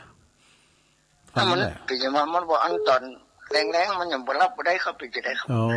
หลับเมื่อไหร่นะมันเหมือนเจ้านะฟังเจ้าก็ดีละครับมีเสียงกวนเนี่ยแล้วมันเจ้าอยู่ชัดเจนนี่ครับจราจรทางอากาศเนาะการมันแจ้งมากก็ต่างคนต่างเปิดนะกะมันก็โซนกันซูนาฟังเจ้าก็ดีแล้วครับก็ฟังเหมือนเจ้าโอ้เสียงชัดเจนดีครับฟังดีแล้วม บ่มีอย่างรบอย่างกวนนะครับ ขอบคุณปนานเด้อก ำลังใจทุกลุงเด้อขอให้ทุกลุงอยู่ดีมีสุขเด้อครับอายุมันยืนยาวเป็นโลกโฟลมใสเกิดเอามาสุขก็ไว้ครับสาธุโอ้ได้ปอนกับปนานแล้วเด้อปนนั้นประเสริฐนาน้อยนาแดงบนนั้นเมืองนานบนนั้นน่ะวันนั้นตุลุงเขาก็กายไปหาโอ้ไปว่ามันจะของไก่เนาะเพิ่นฟังจากเนี่ยก็เจริญปอนแม่ภาษาเจ้าตุลุงแม่พินเนาะแม่พิมไหลเจ้าแล้วเนาะก่อนนั้นเนาะฟังเจ้าแล้วนะเจ้าโอ้ดีก็ปลาเด็ดในเมืองเนาะเจ้าขอบคุณแม่พินหนักๆเด้อเจ้าภาษาเจ้าปลาเด็ดน่านฟ้าเรดิโอนะล้อมจ้อมเปิ้นนี่น่านฟ้าเรดิโอคุณลุงนิรันดร์ปันดอนตองบ้านแม่พิมพ์ข้ากะปลาเด็ดเจริญปอนภาษาเจ้าตุลุงแม่เพียนนะเจ้าแม่เพียนว่าไปเลยแสงไฟสว่างตาแสงธรรมะสว่างใจสว่างตาได้แสงไฟสว่างใจได้แสงธรรมเจ้าฟังชัดเจนจากน้ำมาโดยปรุงเด้อนั่นดีแล้วสะพานบุญเป็นหนักกับปลอดภัยได้ปรุงเด้อเจ้าขาดปลอดภัยเหมือนกันเด้อเจ้าอาจารย์เจ้าขอบคุณแม่เพนขาวเตี้ยสะพานบุญด้วยคนสู้ชีวิตนะเจริญปอนเจ้าแก่ภาษาเจ้าตุลุงแม่สุเตี้ยศิลาพรสิเตี้ยมันห้องละปุนเด้อวันนี้ก็แขมวันหนึ่งตื่นขึ้นมาก็ได้ยินเสียงน้ำเสียงธรรมจากตุลุงเด้อได้ไหวพระตุลุงฟังธรรมกล่อมตุลุงได้ปอนได้สาระหลายอย่างเด้อตุลุงฟังกันเพิ่นฟังกันหน้ากันหลายเด้อตุลุงเด้อติดตามตลอดเจ้ากับไว้สาขอบคุณแม่สุกแก้วเด้อสาธุตัวแทนเป็นดอกสลิดเดลืมประกาศไปสลิดเดในหลวงพ่อเปิ้นบูรณะโบสถเนอกับซุ่มประตูหน้าวัดหลวงศรีเตครูบาเสาคำเจริญปอนจากไว้สาเจ้าตุลุงแม่สีทอนมาแล้วน้องบัวไทยปราการวันนี้เสียงว่าพอชัดเจนเด้อมันเป็นดังภาษาเสียงของวิทยุนั่นนะ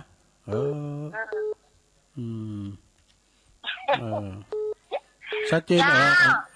จ้าแล้วเด้อวันที่3แล้วโอ้ตื่นเจ้าขอบคุณหลายๆเด้อตื่นเจ้าแล้วตื่นลุงตะลุงอ่ะตะลุงตีหนึ่งตีหนึ่งตะลุงต้องปูนาฬิกาแล้วนะต้องมากี่เจ้าล่ะ3 4 5เจ้าแล้วกันอ่ะก็นั่นเนาะแมลงวันนี้ก็มาตายเป็นแตนเพิ่นน่ะ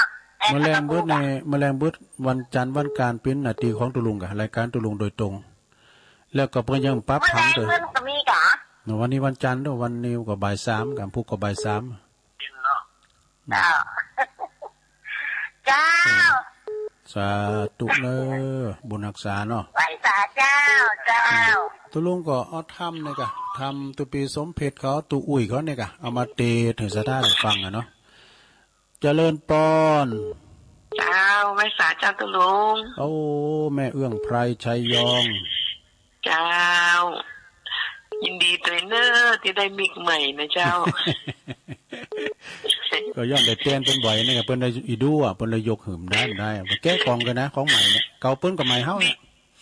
ดีนะเจ้าตุลุงเจ้าตื่นแม่ก็ได้ยินตุลุงอ่ะม่วนหลากรถเนาะตุลุงเนาะแต่พองหลิมพองนะเจ้าโดยเฉพาะปักปังนี่ถึงบ่ลืมเนาะปักปังนะคนหน่อยเป็นฟันว่าเมาเนี่ยเจ้าไว้สาเจ้าตุลุงฟังเจ้าสาธุแม่เอื้องไพรชัยยองดุงฤาษีเปิ้นอันนี้นะแม่เอื้องไพรเนี่ยโอ้เปิ้นเก่งสวดมนต์เจริญปอนแม่อยู่ไหนตั้งแต่เจ้ามาแล้วก็ครั้งกินท้องจะไม่รับไปแม่ตาเป็นแล้วก็แม่ตาในเนาะเกิดสายแล้วแม่ตาในเนาะแต่ครั้งที่ลุงก็ว่าไปทีนี้กินยาเจ้าปวดแขนเจ้าผมจะไปพวกใจเจ้าผมลำปางอะไรเอาไว้ตัวเราที่ไปอยู่กับพระเจ้าเราทั้งกันนะเสียงหายไปได้ที่ไหมได้ยินเนาะดีใจทั้งกันมันยินดำกันเลยจ้ะฟังกันไปติ๊กๆกันเนอะฟังไปเถอะถ้าฟังแต่มือถือก็ซัดแบตไว้เจ้า สมแล้วไปยินดีนะแม่เด้อแม่ตาแม่ตาในแม่น่ะก็แม่เปลี่ยนนี่จะบอกให้เจ้านะแม่เปลี่ยนเนาะแม่เปลี่ยนฟังอยู่เด้อแม่เปลี่ยนเด้อโทรมาพ้องเด้อแม่เปลี่ยนขอบคุณแม่ตาแม่ตาในเนาะเพิ่นฟังตลอดแม่เปลี่ยนเขาเนาะแม่ตาแม่ตาในครับพี่น้องแจ้ห่มลำปางเจริญปอนกราบไหว้สาครับโอ้เนนเอาหลักมาแล้วนิมนต์นะครับทำกรรมอันใดไว้กรรมนั้นมันตึงมาหนีขนาดว่าโคตรเฮืองัวเฮือควายเอาเฟืองมาปาดแล้วก็จีฟอยแน่เรื่องมันอยากกินลาบกันเนาะเรื่องมันแน่เรื่องว่าอยากกินลาบหรอเรื่องมันปูนกันนี่ได้นี่แล้วแต่ในที่สุดก็มีกรรมมาปนกรรมนักกระตุยสนองเป็นกาแท้ๆก็มันลูกที่ไหนแม่น่าไฟมาดูในแม่เนาะมันมาซุกอย่างคอมันหั่นเนี่ยมันเป็นกรรมเป็นเวรของผู้นั้นเนาะครับอันนี้ก็มันเป็นบุพกรรมกรรมตัวสนองทำอย่างไรก็ได้อย่างนั้นแม่น่ะครับผมเป็นกำลังใจลุงๆนะครับโอ้ขอบคุณพระอาจารย์เน้นหลักเนอโอ้คนได้มิกใหม่แต่อันนี้ส่งแต่เอาไว้ในห้องส่งเนี่ยมันได้ต่างเถอะบทการหันก่อใจเดียวครับการหันก่อใจเดียวอันนี้ส่งนะครับเนาะครับครับผมครับก็เปิ้นจะหันว่าเปิ้นอยู่ก็เอาตุลุงแตนให้กูตืออาก้านะเปิ้นอินดูครับเปิ้นว่าเอายกเฮาตุลุงได้ตาเนื้อตุลุงบ่รู้ใจดีเนาะเจริญปอนกราบนมัสการครับลุงครับพี่น้องตะกยอนี่มาแล้วเพราะนั้นยังก่อเพราะนั้นยังก่อปิงอำเภอทุ่งหัวจ้างจังหวัดลำพูนครับผมห้วยปิงทุ่งหัวช้างเนาะครับผมทุ่งหัวจ้างโอ้ฟังเยอะแล้วกะครับฟังประจำเดี๋ยวตู้กู้องเลยครับแต่ว่าได้ฟังว่าตอนเช้าตอนกลางวันตอนบ่ายตอนค่ำนี่ก็บรรยากาศกับไปปิ้นหยังเฮาก็บรรยากาศก่อนกะแต่เวลาว่าเจ้าเฮาวางก็ฟังไปเนาะหลายก็หลายตุนโอ้เพิ่นฟังก็ดีใจแล้วนะต้มตอนเนี่ยยินดีเด้อกำนันเด้อตกเมื่อตอนเนี่ยมันนั้นตึมได้ฟังกันดีน่ะเปิ้นบรรยากาศอ่ะอย่างพี่น้องห้วยปิ้งนี่กะขอคุณเมื่อตอนนี้ก็แบบมีคนเฒ่าที่เพิ่นอยู่กับวัดกับว่าเป็นกับบ้านกับช่องเนาะเจริญปอนเจ้าบริษัทเจ้าท่านไม่ลงปั้นเนาะแต่นี่ก็เจ้าไม่ลงปั้นปัญญาเจ้าตาโจกขอโจกดีนะวันนี้นะขอโชคดีอย่างท่านแว่เด้อจะได้ไปทำบุญมากๆท่านเนาะแม่นะนะให้กำลังใจตัวได้ท่านเด้อโอ้ขอบคุณหลายๆกะไม่ลงเจ้าถ้าไม่ได้ไปแกะตึงฟองท่านถ้าไปแกะไม่ได้มันไม่ได้ฟองเนาะฟังกับโทรมาพร้อมกันเด้อเจ้าให้กำลังใจได้ท่านเด้อขอบคุณแม่ลงปั้นเด้อเจ้าไว้เสิร์เจ้าตุแม่ลงปั้นปัญญาปอลงบุญศรีปอลงหยดเขาน่ะอยู่ตาโจกนี่ขอบคุณเด้อเจริญปอนไว้สาธุลุงบุญตันมาทำแล้วมา3บุญแล้วเนอะวันนี้ตกรอบเพิ่นเนอะ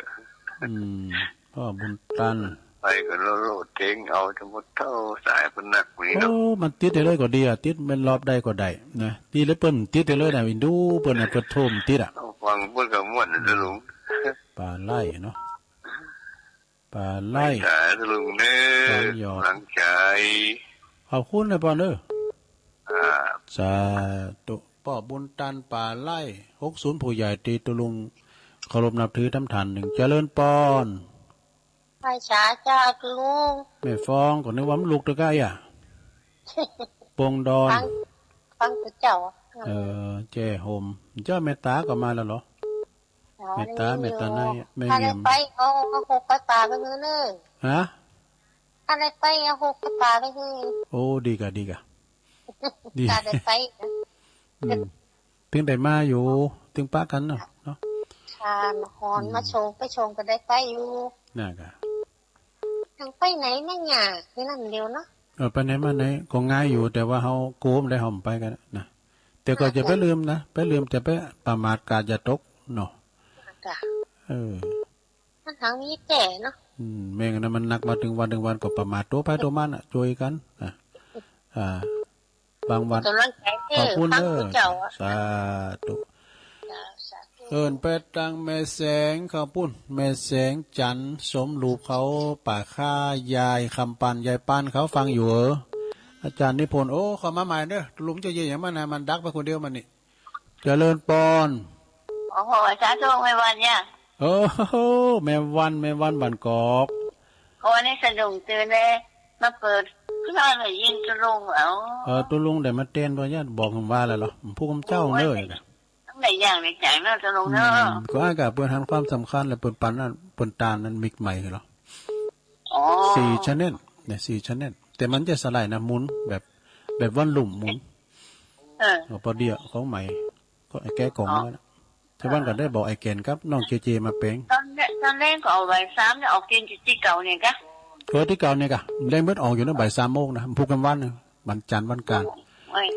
เปิดปักพังรายการเตอก็เฮาก็ไปไหนเนี่ยฟุ้นคว้าติ๊กๆอ่ะผมเดี๋ยวไปไหนเฝ้าวัดอยู่เนี่ยยินดีแม่วันหลายๆเด้อฟังไปติ๊กๆเด้อเจ้าแม่สีก็โทรมาแม่เสมนะฮู้จักแม่เสมแม่เสมมันฟังได้มา 88.75 แล้วเนี่ยแม่เสมอ่ะฮู้จักแม่เสมแม่เสมบ้านกอกอ่ะแม่เสมมันอยู่ตั้งบนคอตายปุ๊บอากะแม่เสมเพิ่นฟังตลอดฟังตลอดแม่เสมน่ะไปไหนไม่เคยลุกแม่เสมเนี่ยเนาะแม่เสมเนาะขอบคุณแม่สีเนี่ยมันวันนี้โอ้แม่สีนี่ฟังดีๆกันแม่สีอันปุนล้อพังวาลีดังนำดิบน้อยเราฟังอยู่ก้าแม่สีเนาะขอบคุณแม่วันหลายๆเด้อสาธุผู้ขอโทรมาแถมอันฝากความคิดถึงส่งกระแสเสียงไปตังปอเสียวไส้ปอเสียวซับเขาเด้อนำดิบน้อยดงนิมิตเจริญปอนเอาไว้สอดเจ้าทำนานยังไม่ฟังอยู่นี่ชัดเจนเจ้าแม่จันสีเหมือนกันอันเนี้ยสุขาจากปูนฟางนะแจงหัวรินเสียงฟางแจงหัวรินฟางเนาะแม่ฟังเจ้าแล้วก็เจ้าฟังเจ้าดีกะฟังไปก็เดี๋ยวฟังธรรมแถมท่านพระครูสังวรศิลาภิรักษ์จากวัดทรายมูลเปิดจะเตะต่อตุลุงนี่ไป3 ปุ่นเพิ่นถึง2 ชั่วโมงถึง 7 โมงถึง 7 โมงปุ่นเลยนะท่านพระครูมาราธอนเหมือนกันเด้อถึงบรรยายถึงเตะนะเจริญปอนสวัสดีเจ้าตุลุงแม่สมภารเจ้าแม่สมภารลุงมาวัดจันทร์สำคัญเจ้าเอามาเต้นเพิ่นได้กะมาเต้นเพิ่นแม่สมภัทรแม่ย่อยแม่ย่อยสันทรายบอกผมว่าแล้วหรอบอกว่าพวกเจ้ามาทำเจ้าเน้อพวกเจ้ามาทำเจ้าเน้อมาเต้นเปิ้นเนี่ยตามปกติวันนี้จะเป็นของตุลุงโอนะท่านอาจารย์ยี่เฉียงจากพี่น้องไตเจริญปอนไว้แสเจ้าตุลุงมาทำตัวเด้อทำกรรมเนี่ยไม่เร็วเจ้า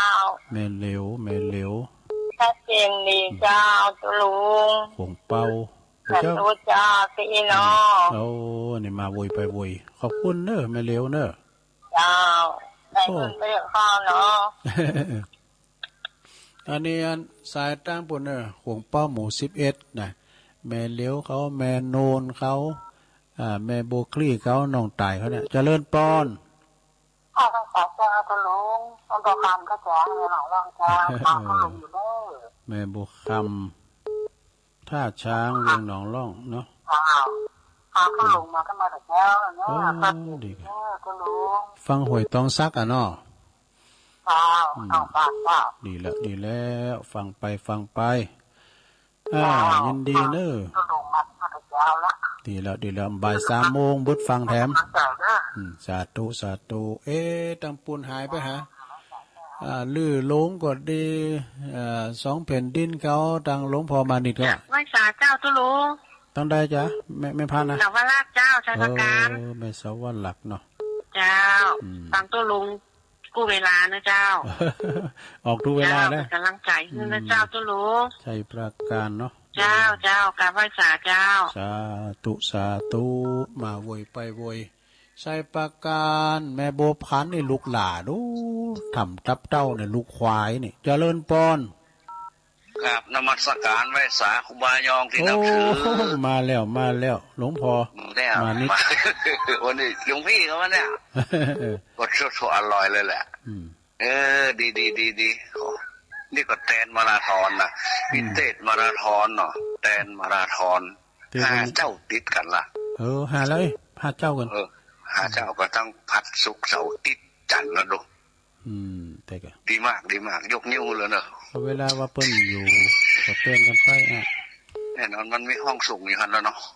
มันจูเก่า แล้ว ก้าง เขานี่มันลำบากนะลุงเรื่องการจิตสื่อสารเนี่ยเนาะความแบบพ่อมันมีนักกว่าความพ่อเลยอย่างที่ผมเรียนลุงฟังแล้วนอนหลังไม้แล้วนะ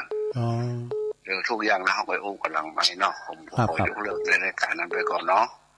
ถ้าช่วยได้ก็จะไปนอนที่วัดพระธาตุด้วยน้อยก็แล้วกันเนาะ ยินดีต้อนรับ ฟังเสียงไก่ก่อนอันนี้เขาได้หารู้นักกรรมซัดนะมาเดี๋ยวนี้ว่าถ้าว่ากรรมแล้วอันนั้นจะมาตันมันนี่มาตันอ่ะ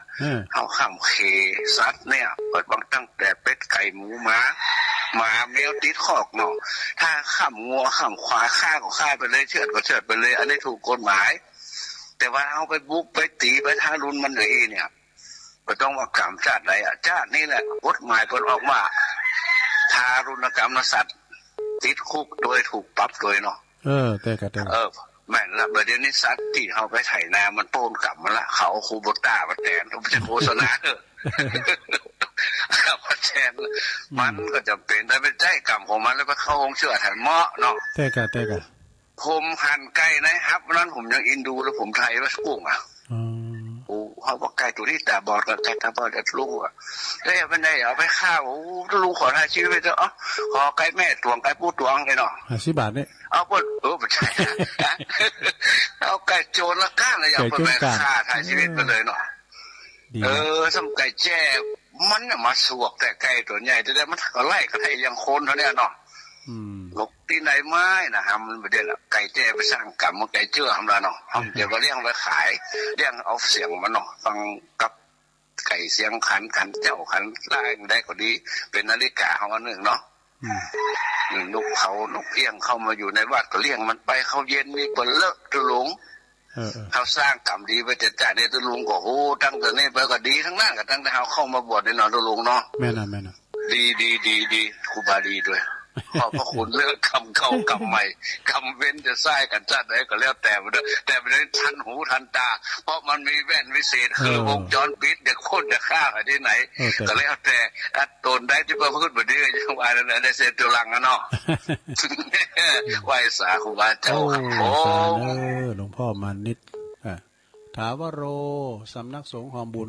ลืมไปเนี่ย2 3 4ไม่จะรู้นะเจ้าแม่จะรุนเนาะจ้ะแม่จะรุนเนาะเจ้าปกปิงเมืองตั้งแต่เจ้าแล้วเนอะก็เจ้าว่าโทรแล้วกับฟังแจ้งโอ้ยินดีเป็นฟังนะตานเปิ้นแต้นแล้วฝากความคิดถึงไปทางปอไพบูลย์ด้วยเนอะได้ละคำละอ่อนปอไพบูลย์ปกปิงเมืองแม่จะรุนปอไพบูลย์ก็รับฟังรับฟังหันเนาะเป็นยังเจ้าสาธุเจ้าเราไม่เจอกันดอยนางแก้วป้าแตนผลดอยนางแก้วเนาะก็2 3 นี่ก็ไปลืมเนอะที่วัดพระพุทธบาทผาหนามเปลี่ยนผ่าครูบาเขาปีเนอะท่านครูบาดอนเจริญปอนเจ้าสาธุเจ้าแม่น้อมสุภาวงศ์โอ้ก็กลัวว่าไม่ได้ฟังแกนี่ก็ฟังอยู่เนาะถ้าช้าดีกะฟังไปเนาะปนนานสุนทรบุญยสิงห์เนอร์ปนนานสุนทรบุญยสิงห์ปจานเก่าเฮาเนาะสีบันพุ่นน้องสลีกเป็นหมอปอบพยามาจัดหลายเจริญปอนราชการเจ้ายายพรมาปิดท้ายยายพรใจได้รับไม่ต้องคำนะมาเฮียนเปิ้นมาว่าเฮียนเปิ้น แม่พลอยบัวร้องบัวแดงเป็นอย่างแก่ไงจ้ะเป็นจางแปลงนะเขาใจแปลงจางเนาะไอ้พรไปไหนนะวันนี้อยู่เฮือน่ะเด้อไปเมื่อไหนเด้อข้ามาอาบน้ำเอ้ก็เดินไปจังแล้วอยู่บ้านไงอยู่บ้านฮะกะเด้อปุ่นไปที่5ที่6ไปไปบ้านไปต่างๆแน่ไปกินหมูกระทะกับพวกนี้มื้อหยังไปป่านบ่ก้างนะเพิ่นมีงานเนี่ยก็บ่หลานจะมาดีแล้วไปกินไปตาลไปลูกหลานเอามือก็เอาไปเพิ่นไปปันสิมันป้อนเป็นนางนักกะเด้อมีว่าหลานขอบคุณขอบคุณยายพรพิท้ายเนอะโอ้อันตุลุงก็ขอสุมาที่เปิ้นพวกเบิ้ลแรงมาอยู่ผ่านบ่ายสามขอหยุดที่การหับสายกันเนอะเดี๋ยวมันจะล่ำเวลาท่านพระครูสายมูลเปิ้นรออยู่ฐานแล้วขอบคุณเนอะครูเสียงครูสายที่เปิ้นได้สอนที่เปิ้นได้โทรมาแม่น้อยกาดนัดปอบุญมีเมืองกลางแม่จันสีมะกอกปอน้อยบุญปันมโนครเสาหินฟางเนอะแล้วก็มีแม่ลุงอินแม่สาบซัมเมิงปอถนัดขวงเป้าหมู่สี่ปะนั้นประเสริฐจากหน้าแดงนาน้อยเมืองนานบุญนะแม่พิมพ์ป่าแดดแม่เพนขาวเตี้ยตาจ้างเวงน้องหล่องคนสู้ชีวิตแม่สุแก้วศรีลาพรตัวแทนเป็นน้องสาลิติแม่ศรีธรชัยประการหนองบัวเนอะฟังกันแล้ววันนี้กระตุกกระตักไปหน่อยดอกไม่ค่อยชัดเจนดีแม่เอื้องไพรชัยยองจากดุ้งหรือสีบานหงเนอแม่ตาแม่ตันในแจ้ห่มลำปางสามเณรเอาลักปัญโยนานเนอวัดสันเหมืองแล้วก็อีปอปนานที่ห่วยปิงทุ่งหัวช้างนะแม่หลงปั้นปัญญาจากตาโจกดอยหล่อป่อบุญตันป่าไร่จากเจดีย์สามยอดแม่ฟองปงดอนจากแก้ห่มลำปางแม่วันบันมะกอกเนอแม่จันสีสุขาจากแจงโหรินแม่สมผัดแม่ย่อยสันทรายแม่เลี้ยวคงเป้าหมู่11เนอแม่โบคำตาจ้างเวงน้องหลองแม่สวรักษ์ชัยปราการปอธนัทพ่อหลวงพ่อมานิถาวโรสำนักสงฆ์หอมบุญเปิดมาสรุปธรรมก่อนน่าฟังแม่จรูนปกปิงเมืองป่าหาดอยสุเตปุนเนอแล้วก็แม่น้อมสุภาวงตาจ้างยายพรร้องวอดแดงสันกำแพงเชียงใหม่ถึงหมดทุกเสียงอยู่28สายพอดีกันเนาะก็ขออนุโมทนาตุลุงก็นำรายการจากล่าศรัทธาไปก่อนเด้อที่ได้มาบริหารเวลาได้มาตกมาแทนครูบาอาจารย์เนาะแต่ทำบุญนี่เป็นรายการตุลุงโดยตรงวันจันทร์วันการเนาะบ่าย3 โมงเพื่อย้ำได้อันผังรายการได้ปั๊บเดินหลวงอาจารย์เพิ่นก็โอ้ยการเพิ่นหนักเนาะบึดดังหนึ่งเนี่ยนะเตียวขึ้นร้องน้ำมันก็แป้งนำรายการจากลาสตาไปมุนคืนไปไหนเนี่ยเดี๋ยวฟังมรดกธรรมจากวัดสายมุนเป็นลำดับต่อไปเนอจัตตารโอธรรมาวัฏันติอายุวันโนสุขังปาลัง